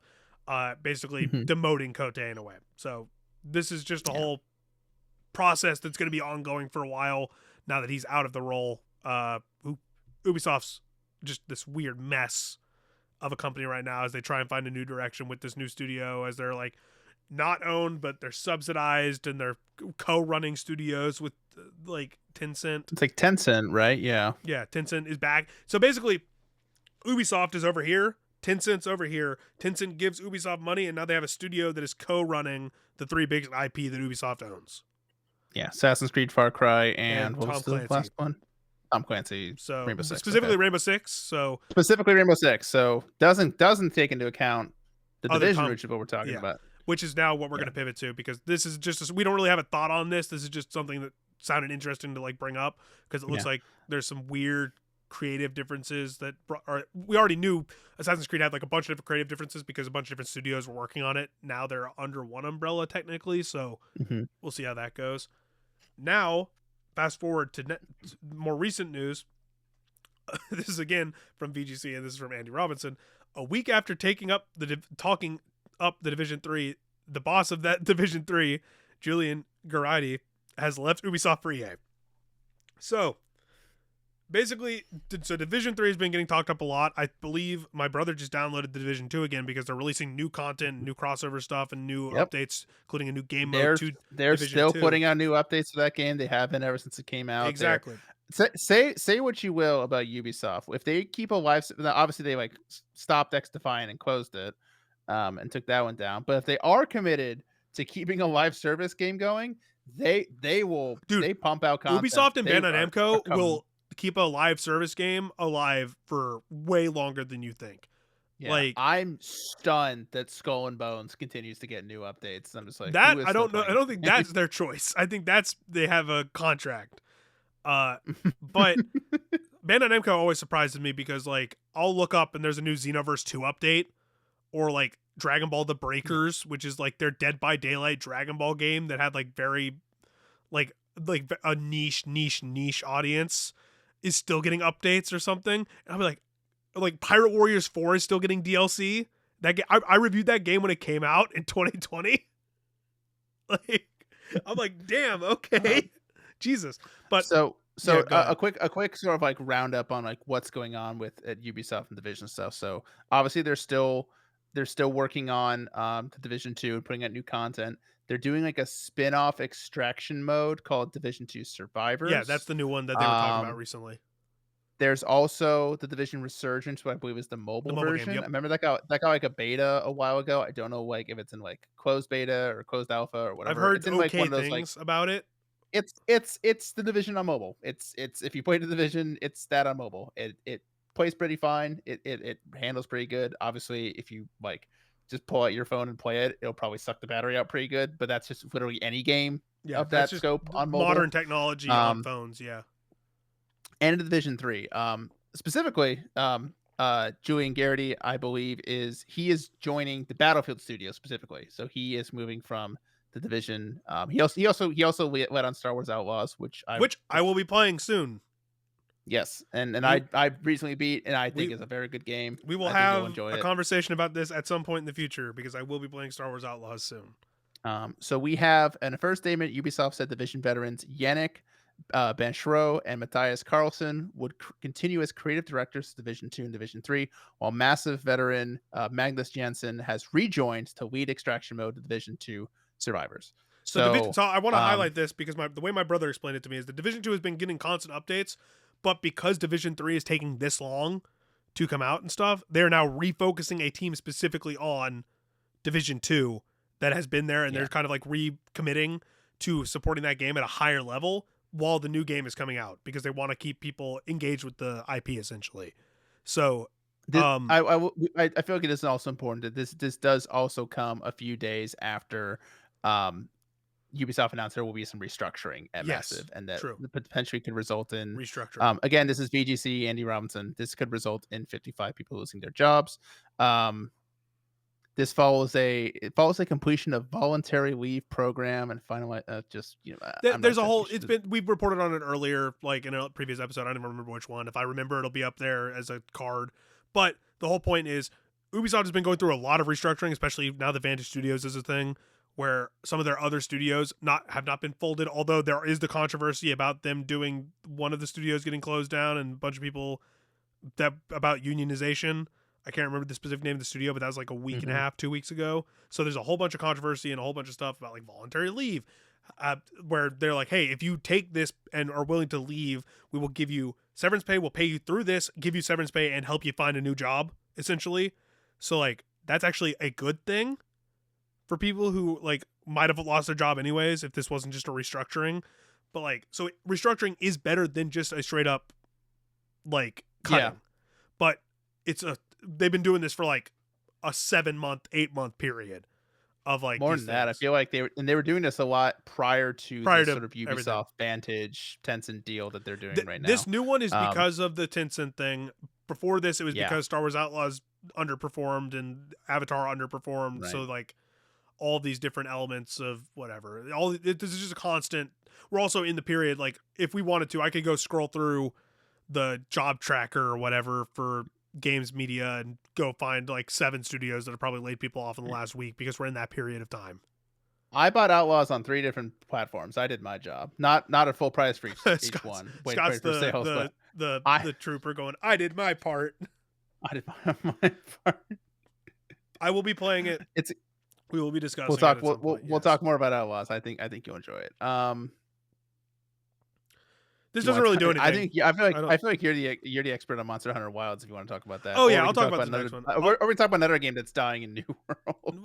Actually, yeah, let's talk about New World first because yeah. So we did report on this. Amazon officially announced that it was sunsetting New World. I was not closing the studio, but the studio is being like I don't even know if it was being laid off. Amazon part of Amazon's layoffs hit everything. But New Yeah. World, their MMO that was like really big when it launched, and a lot of people really liked Mhm. it, and it got like rave reviews and stuff. Is It now was one of those officially it's one of those yeah. Go ahead. Oh, sorry. The Polygon article about New World just started playing an ad audio, and Ah, I started hearing a Home Depot ad in my ears. One of those all hands on deck games at Dot where it's like the traffic's popping, everyone hop on a New World and grab what you can. um, but yeah, so they announced back in October that this game was going to that the latest update would be the last. it would be the But they last. did It would go off. the Off. So the way sunsetting works differently for different games. So like when a game's the term sunsetting typically means that the service is like new content is ending, not that the game itself is yeah. being shut down. It can mean both. So you have to pay attention to like what the studio means. When they said sunsetting, a lot of people took it to mean it was being shut down, but they at the time did not have any concrete details about when it would be shut down because the news was newer internally. They just wanted to publicize it because they needed to get their Yeah. word out there. Now we know officially that yes, it is being fully sunset. So New World Eternum, which is like the full version of the game, is being Hmm. sunset. So Amazon Game Studio, so the actual studio itself has said, it will be has been removed from digital storefront, so you can no longer purchase the game. as of when this announcement went live, and it will go offline on January 31st, 2027. So that is the last day the servers will be online. I'm sure by then someone will have like proxy servers and stuff, and then Amazon won't do anything to shut those down because no one cares once the full game is offline. But like, Yeah, I could also see them being like, "Well, we're not going to let you have this," and then because well, we see that's that a with whole other conversation we could have because Bully Online got taken down by Rockstar, right. and then someone, I think the Cyberpunk 2077 VR like mod got shut down too or something. So these Yeah. big companies continue to just shoot themselves in the foot by taking. There's a difference between taking down like, so when Nintendo goes after like Pokemon ROMs, when Nintendo and the Pokemon company go after like Pokemon ROMs, uh, it varies, and it varies between projects. But when like these companies just go after mods like that, especially ones for older games that they're not touching and they're not supporting, that's what I don't. So 2077 obviously still being supported, but what does a VR mode for that game being available as a mod take away from the official game? The answer is nothing. Bully hasn't been touched in forever. The servers for that game are gone, don't exist anymore unless you proxy them. And then so this mod that allows people to play online, what is that hurting? The answer is nothing. It's keeping that game alive, but they kill it, and now it's because maybe it's because GTA is now allowing people to sell mods essentially. So that's a whole topic of discussion for another day. That makes me angry when like stuff like that happens. But back to this story. This is the official, like, you can't buy the game anymore. Hey, it's gonna get shut down in a year, so you have a year to enjoy the game. They put out the new expansion for free because they're like, well, we can't sell this anymore, so we might as well just have it. And we've already made it, so I think they said that the current season will extend until the game goes offline for good. You can, let's see, you only have until July 20th to purchase in-game currency. Not that you should. Like, why would you do don't that? do that. Because and Amazon has also explicitly said you won't get refunded if you buy it. So please don't buy any in-game currency for New World. That's a difference in this compared to other shutdowns, which is, I guess it's an MMO, so it makes sense. But like when X Defiant essentially went down, they were like, hey, you can't buy anything anymore because we're not gonna fight your refunds. You're gonna that kind of stuff. So who knows? This sucks, but we knew it was coming. It was going to happen eventually. Like the studio is probably not going to get shut down, but they're not going to have a support team to keep the servers offline. I just don't understand, if you're going to keep the game, if you're putting out the last update for free and the game is successful and you can still keep it up for sale, why turn off the servers if the servers don't cost that much to... That's a question I would like to ask someone who has been through this song and dance before. Because whenever you sunset a game, typically it's like an X Defiant, which is a live service game that people don't have to buy. But if you're going to sunset the service and not add anything else, then people are going to eventually lose interest. So the servers are eventually going to become too expensive to run versus the microtransactions you could potentially still get. Versus like when Pokemon did it with TCG Online, it was because they were launching TCG Live, a newer version. So that was going to fold into it essentially.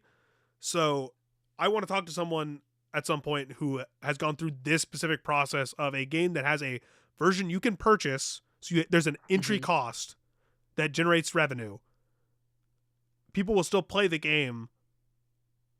And yeah, you're not doing any big updates, but you're keeping everything online. Like, my guess is where's they the value? don't want to. My guess is they don't want to still like sell the game if they're not going to keep updating it, because they don't want to like bring people in to like, oh, I just bought New World Eternum for I don't know how much it would. I don't know how much they would sell it for. It would still be the $20 or whatever. But my thought process here is like, and how does that like, hurt oh, them? I just bought a game. I mean, like, just like from like a trust standpoint between consumers, where it's like, if you're like, oh, I was gonna buy this game, but now I've read at that point, I there's this all game. the things would be like, this game is like this game Yeah, is I feel end like of there would be service. enough. I just Yeah, don't. I guess My I just want to understand that from a business perspective. I'm sure there's reasonings that go over my head. I just want to know. But yeah, I think it's just like the public perception of like, we're still selling, we're planning to take this game down or sunset it, but we're still selling it, might rub people the wrong way. Well, again, That's that's where the my term sunsetting can differ. You don't have to in service. That's just, hey, we're not going to yeah. develop. So We're not doing new it's like content. old fighting games don't take down their servers until like years and years down the line. Say NBA, Sure. old NBA games don't take their servers offline until like basically the console generation ends. Mhm. So I don't get why this couldn't be any different, even though you're running it's a whole thing. I don't know. This one is a little more interesting. This is almost like a theory in a sense that has been getting a lot of traction. So I haven't touched Monster Hunter Wilds in forever. I haven't bought the DLC. I also play it on PS5, so I haven't run into like a lot of these issues because I know PC performance has been dog shit basically since launch in a lot of ways. But there's been a whole basically discovery that Monster Hunter Wilds might run better if you have all of the DLC installed and activated because of something in the game that checks for the activation of the DLC. So not that the DLC itself is what's making it run better, but because the way the game is running now checks for authentication of the DLC for your game version. And if you have that active, it somehow speeds things up. So a single monster, well, not a single at this point, but a Monster Hunter Wilds player may have discovered an unusual reason for the game's performance issues on PC. So this is a Reddit user, and this is from Chris Scullion of VGC, but a lot of people have written the same thing up across the board. It's a very interesting read if you want to go dig into the Reddit about this. But the initial post was from Reddit user Time Marinade, posted a lengthy message on the Monster Hunter Reddit page, suggesting that the game performs better on PC when all DLC is installed.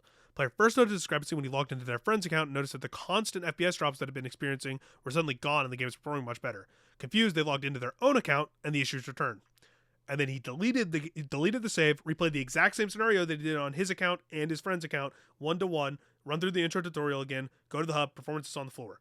I relog back into my friend's account, and everything is fine. Nonsense. Shock. I refuse to believe what I was seeing. He soon realized the only difference between their accounts is that his friend's account was they owned all the DLC for Monster Hunter Wilds, whereas they only owned the standard based edition on their account. So when they signed into their friend's account, the authentication for the game would see that his friend's account owned the DLC versus his account only owned standard. So you can't access the DLC even though it's downloaded on the various versions.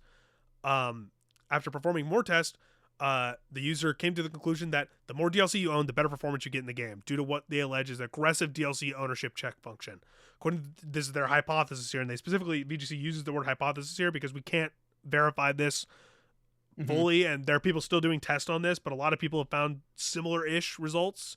So I will note on his original Reddit post, he's updated it to the top, says Capcom has replied. They're already looking into it and it will be fixed. Yeah, this is like, that's why I said this has been a huge thing in the community. So I'm not I guarantee that like if it is an issue, then Capcom wasn't aware of it. Like this feels like something that was just running a check in the background. But this game runs so poorly on PC anyways that I would believe it. True. So basically, like the game continually checks if the DLC is present, doing it so frequently that it has a severe effect on performance. Once it sees the DLC, the game stops checking and performance improves. That's kind of the theory here. Yeah. And obviously, yeah, like other people tested this and found similar things, and now Capcom has responded. Yeah. So we'll Yep, see if they're this like, actually "Oh, boy." fixes the damn issues for this game. We're a year in. It'll fix this issue, but it won't fix the other issues, will be my guess. Bro, this game has been out for a year. Like, come on, man.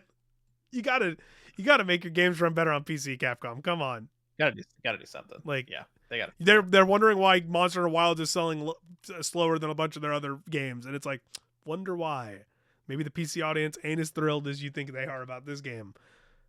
Yeah, and then so I was gonna tie this into the Amazon story for New World, but Amazon has greenlit a Fallout reality show where the contestants live in a vault for a huge cash prize.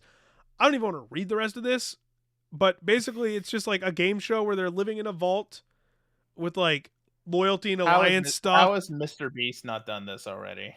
Well, his new show is on, like they renewed the show and it's running its season 2 for the Beast games or whatever. Amazon is just so willing to throw money on it at anything that has the IP or a name attached to it that they think will draw interest. And this is going to draw interest for the first season, but this sounds like a mix of like Survivor with Beast games. Mm-hmm. And I haven't watched Survivor in ages. I never really watched Survivor. And Beast Games, I watched the first episode of because I had to for Dot, I think, or something. When did Beast Games come out? We were still I a don't dot. remember, dude. I think it was like the lead up to Uh, it or something. All I know is that show yeah, I'm sucks, really. and It, this I show will say sounds this. awful. Here's the synopsis. The series will not only test dwellers' core attributes, but also their loyalty and alliances. Um, it will seem to be in a series of games that test the 7 core attributes: special, strength, perception, endurance, charisma, intelligence, agility, and luck. It's a game of power dynamics, popularity, and social strategy, which ultimately result in a huge cash prize. But do you have what it takes to be the most special? So yeah, it's gonna be Survivor mixed with it's gonna be Survivor and Fallout Shelter with little challenges. It's Survivor. It's Survivor set in We're the Fallout getting Shelter Survivor Fallout before we get a new Fallout game. Cool. before we get GTA 6. Well, Yeah. maybe we'll see when this comes out. It's not. Well, this just got greenlit, so probably not for another 2 years. Okay, let me ask you this: if you went on this show, what do you think would be your strongest attribute? Bro, I don't play Fallout. What are the attributes? All right, strength. Honestly, like strength, perception, endurance, charisma, intellect, intelligence, agility, and luck. None of the above. I was gonna say luck because it's by sheer luck that the good things that have happened in my life have happened to me. Yeah, none of the above. I'm not lucky. I'm out of shape. I could probably. I used to run. I could probably do endurance. Strength, no. Perception, no. I'm very unperceptive. Charisma, I would probably say no. Intelligence, definitely no. Maybe agility, but I'm not very fast. I'd say endurance, if anything. I can still do a cartwheel. Okay, yeah, you can do it. Yeah, you'll put some points in agility. So if you want to see like a 240-pound, like 5'9" dude do a cartwheel. Amazon, if you're listening, get this hey, man. Look, I'm available, Amazon. whether you need me on the show or you need me in the writers' room, get me a job and I'm there. Oh yeah. Hey, Polymarket, if you're listening, we can put bets on this on the show. Yeah. Oh yeah. Oh, we should do that. We should make those odds right now. What who's going to be the first star of the Fallout show to appear on the game show? It's Walter on Goggins. The Fallout show. Yeah, Walton Goggins. Walter Goggins. Bro, I don't watch the shit. No, I mean, you should watch. Have you watching the actual show, the actual Fallout show? No, I don't like Fallout. Oh, it's good.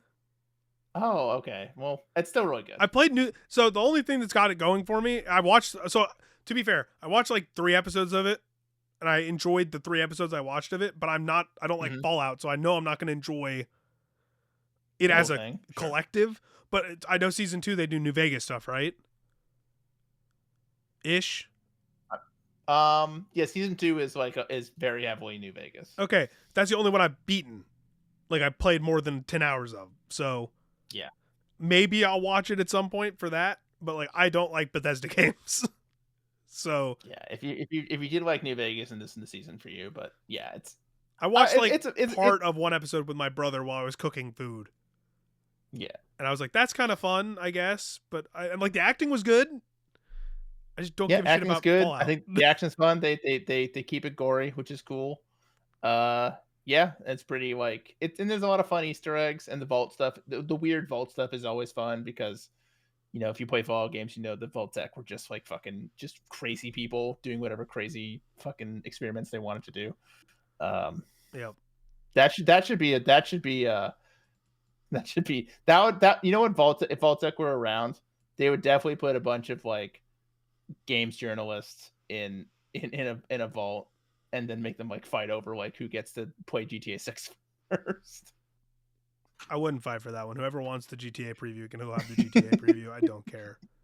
Just you just stay out of the way. Just not. Hey, I will trade. If I had that ticket, I'd be like, hey, whoever wants this, just trade me 3 previews of my choice or whatever for the next however many years, and you can have this one.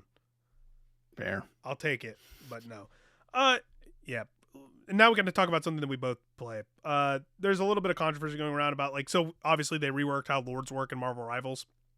So easier to farm in like short bursts, but still have like that long. They have more things that you can farm now, essentially, like more Yeah. rewards. So you have Lord, and then you also have Beyond Lord with like the extra stuff you can get, like the animated profile pics and stuff. But apparently there's an epidemic of Lord farming going on. So this is from Kotaku, but I'm not really reading it. This is just like highlighting that there's people basically Lord farming by just going to people's spawns instead of playing objectives. Basically just trying to get the stuff done for the Lord thing as fast as possible instead of playing the game Yeah. the way it's supposed to be Just played. just standing in spawn and spamming objectives. Exactly. I mean, it just goes to show, and I've been saying this ever since, a Lord icon means nothing now. It doesn't mean you're good at the character. It doesn't mean that you've put the proper hours in. It just means you've met certain objectives over and over and over again. And you know, if you face like a Lord, whatever, usually they are pretty good. But I mean, there's been so many times where we've seen someone who has like a Lord Spider-Man or a Lord Punisher or whatever, and they're just not that good. Yeah, because And the which game has been prompts out which long would enough at this point where yeah, people can grind a Lord just by playing casually, which is what I do a lot of the time. Like I'm okay at the sure. game. And like if I play a character that I'm Lord on, I probably know how to play the character better than I know how to play most of the characters in the game. So my performance is going to be higher, like a net positive compared to playing like a character that I don't know or a character I don't have experience on. But there's a difference between me having a Lord like Magneto and like someone who actually plays competitive having a Yeah. Lord Magneto, because the game knowledge for me is like, oh yeah, I know where the spawns are and I know where like the right corners to take and that kind of stuff, or I know how when and where to use my abilities, but do I have the technical skill to do it to the level that some of those other people Mhm. do? No. And uh to know to like who to prioritize with the bubble shield exactly, and when to like throw the call and outs when that you to need to when make and all that kind of stuff, like it's going to be hit or miss even if I've played the game a lot. But compared to hit or miss is me when I use the Magneto ultimate. It's either a perfectly timed shot that knocks out two supports or it's wide the left. worst thing you've ever seen, yeah, it Yeah. is what it is, yeah. Just But yeah, this I like the new Lord mechanics. I think that gives you an actual reason to play. Obviously, it gives you a reason to play the characters you already got to Lord, which I like. mhm. Because now I don't have to just like. I mean, I liked trying to pick up and learn new characters, especially now that I'm playing on PC instead of console. I can play. I can play more effectively. Play some of the like DPS characters that I'm terrible at to try and learn them more. Uh, but this gives me a reason to be like, oh, I just want to play Magneto. I can just turn my brain off a little bit and play a character that I play a lot of. So instead of just being like, why am I playing this character when I've already got them to Lord? Like I've mastered them Yeah. to the extent that I can playing Yeah. casually.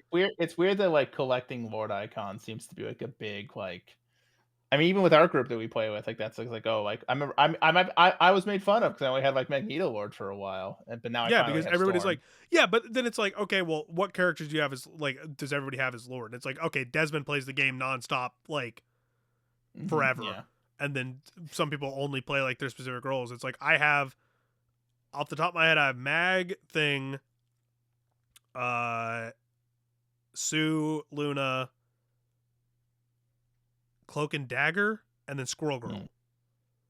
Wow, it's way more than I do. Well, and then I still suck too. I'm at like close to Strange and Emma, and then Rocket. Okay, So it's like I play gotcha. the game a lot, but like, Mhm. and so once I finish a character, I'm usually like, okay, well, I'm kind of done with that character. I'll go try and learn a new character because if I ever need Mhm. to, I can fall back on, oh, I know how to play Thing, I know how to play Yeah, Mag, I know how to play the other healers or something. But like this, yeah. But we play so little comp that there's rarely situations like, "Oh my god, I need to pull out Magneto right now," or like, "Oh, I have to switch to my well, main guy." most of the time, if we need to switch up the team comp, the Mhm. problem isn't usually like us playing tank or whatever, because we'll be willing to swap. It's the Desmond is grinding Blade to Lord, and Blade's not the right call for this matchup, but he doesn't want to But switch he's because he's playing Blade but he's anyway. playing Blade because he and like Real. at a technical Or level, Desmond's better at Johnny's the game playing than us Deadpool. because he plays a lot Yeah. of comp. But at, Some of my best Magneto games are just chucking the bubble shield on him yeah, as he Des dives in like a playing Wolf or maniac. something, yeah. But this issue highlights some other issues in the game. Like I've heard it said before. So the issue with Overwatch is not the community as much as it is the game.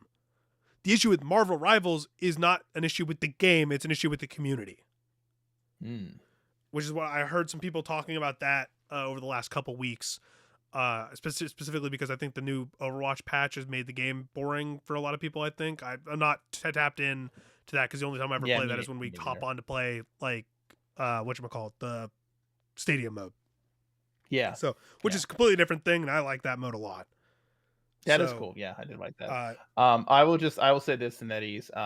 I if you run out of ideas for skins, a Magneto skin where he's wearing a basketball uniform, and then his ultimate is just a big basketball, and he just dunks. He literally dunks on the opposing team. And I want a big swish or a big like a big like a one of those like big dunk sounds like when Zion goes up and does like a 360 and it's yeah, just a loud like you get the thunk, like the clong, good thunk of the yeah, rim, yeah, a big thunk.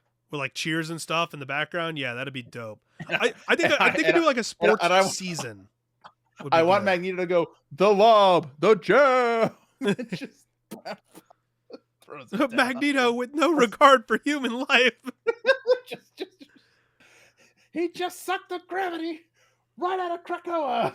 Yeah, that'd be fun. Get Mike Breen to do the voice. That'd be fun. We get Mike Breen to do guess. Dude, To do they should get Mike Breen in there, and then whenever you get like a good hit with like your bullet, like with your bulwark and stuff, it's like bang, bang. Okay, it should be final blows and a crit. It has to be a final blow and a crit. Otherwise, he's just gonna be going bang all over the place. It's gonna Yeah, be insane. Just because imagine just on critical hits, and you're playing Punisher, and you're just like locked onto someone's head. It's just bang bang bang bang bang bang bang bang. Just just really that'd be fun. insane. But no, a sports season with Mike I think a Breen sports doing season would be cool. Well, because they already have the racing skins for Squirrel Girl, yeah. Psylocke, and Thor.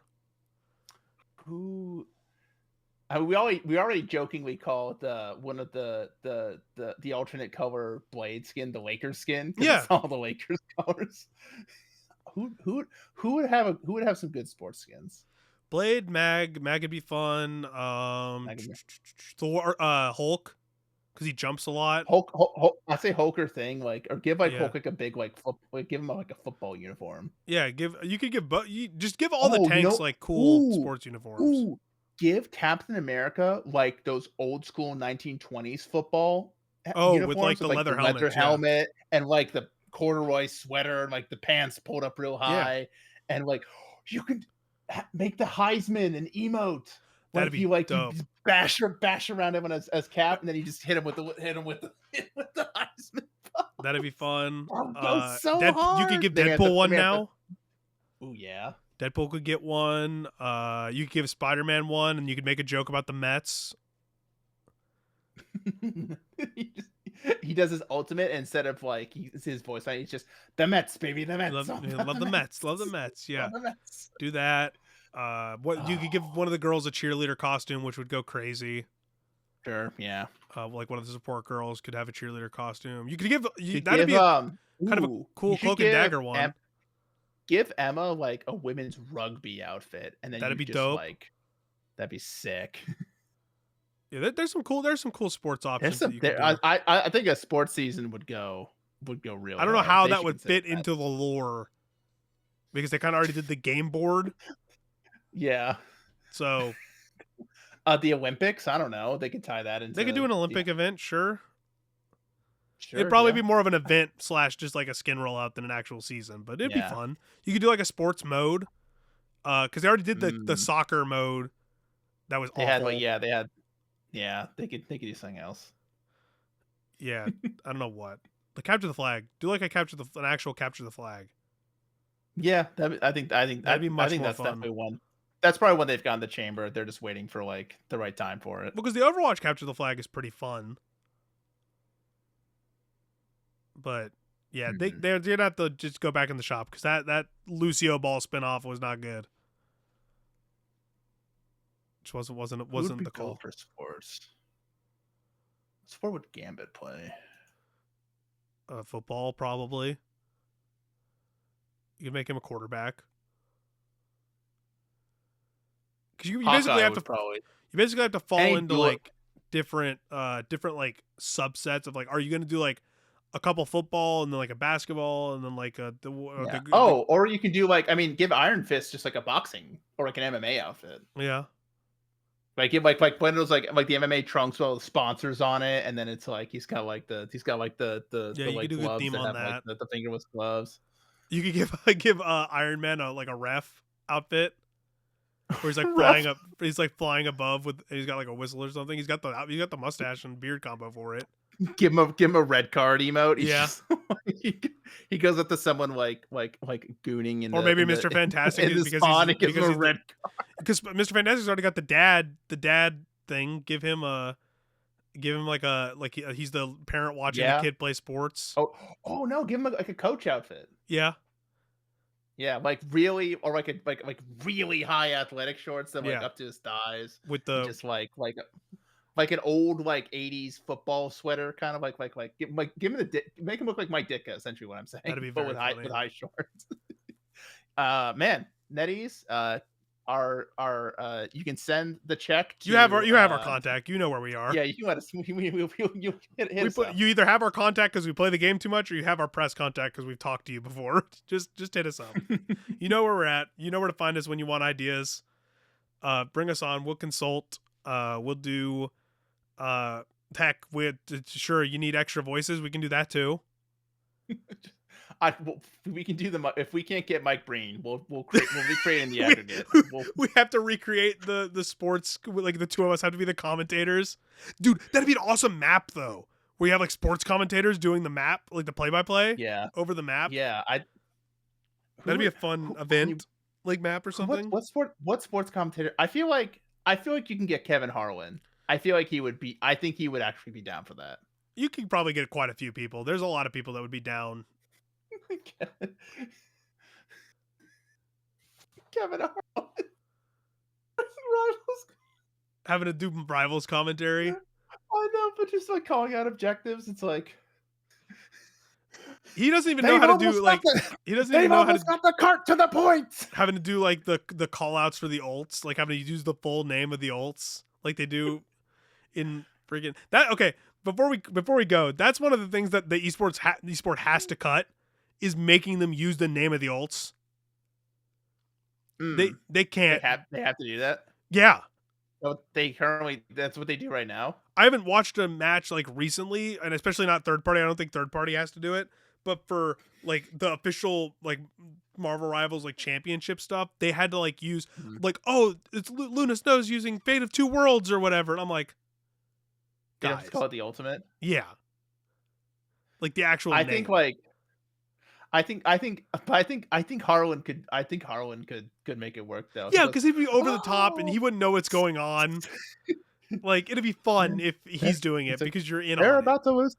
They're about to lose the point. Oh, Psylocke, dance of the butterfly. Yeah, or like having to call out like the actual name of the objectives, like whatever the tablet of whatever the fuck on the Iron Fist map, where it's like they've almost brought the tablet of whatever to the temple of this, and it's like him having to use like the I like how we technical played terms. so much we couldn't name a single Bro, objective. I do not pay attention. I hate that map. That is my least favorite map in the game.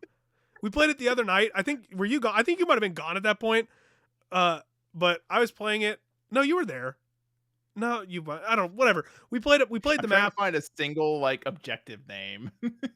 Well, it's like the soul of Bast, the statue of Bast, is the one for the Wakanda map convoy or convergence or whatever that one is. Spider Zero. Like I know some of them, but like the one for the I just can't stop thinking about Kevin Harlan doing Marvel Rivals. Yeah, just get Kevin Harlan and like who's his partner right now on commentary. It's Reggie Miller. I think we should bring back. I mean, we should get Mark Jackson. Get Mark Jackson, Stan Van Gundy, or Jeff Van Gundy and Kevin Harlan back in the booth together for Marvel Rivals. Just imagine Jeff Gundy like booking a Marvel Rivals and being like, "So what can you do with your second cousin?" That's so bad. Do you remember that? Yes. Do you remember? Like, he's like, I just don't know what he said. He's like on national TV. He's like, I just don't know what second cousin means or like what you're allowed to do. Yeah. And Mike Breen, who's usually so quick on his feet, is like, what are you talking about?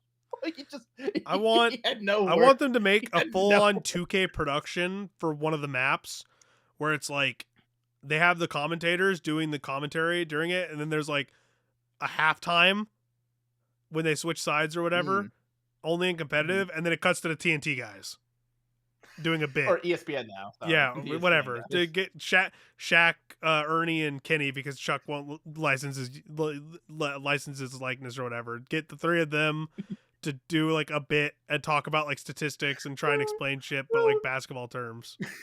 No, just because Chuck would just look at like Squirrel Girl and Rogue and Emma Frost, be like, "Hey, them big old San Antonio women, they're here in Marvel Rivals." Oh, one look at Rogue and he's sold.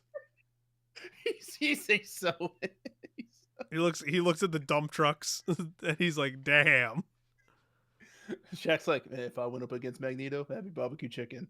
Barbecue chicken, Ernie. Barbecue chicken. Barbecue chicken, Ernie. He can influence metal, but when it comes to rubber and diesel, those are my elements. He can't do nothing to me. What's he gonna do to the big Shactus? What's he gonna do? What's Magneto gonna do to the big Shactus? Question we've all been asking. The matchup of the century. All right. If what do we even ask the commenters? If what would Magneto do to the big Shactus? Or if there was an NBA player that you wanted in Marvel Rivals, who would it be?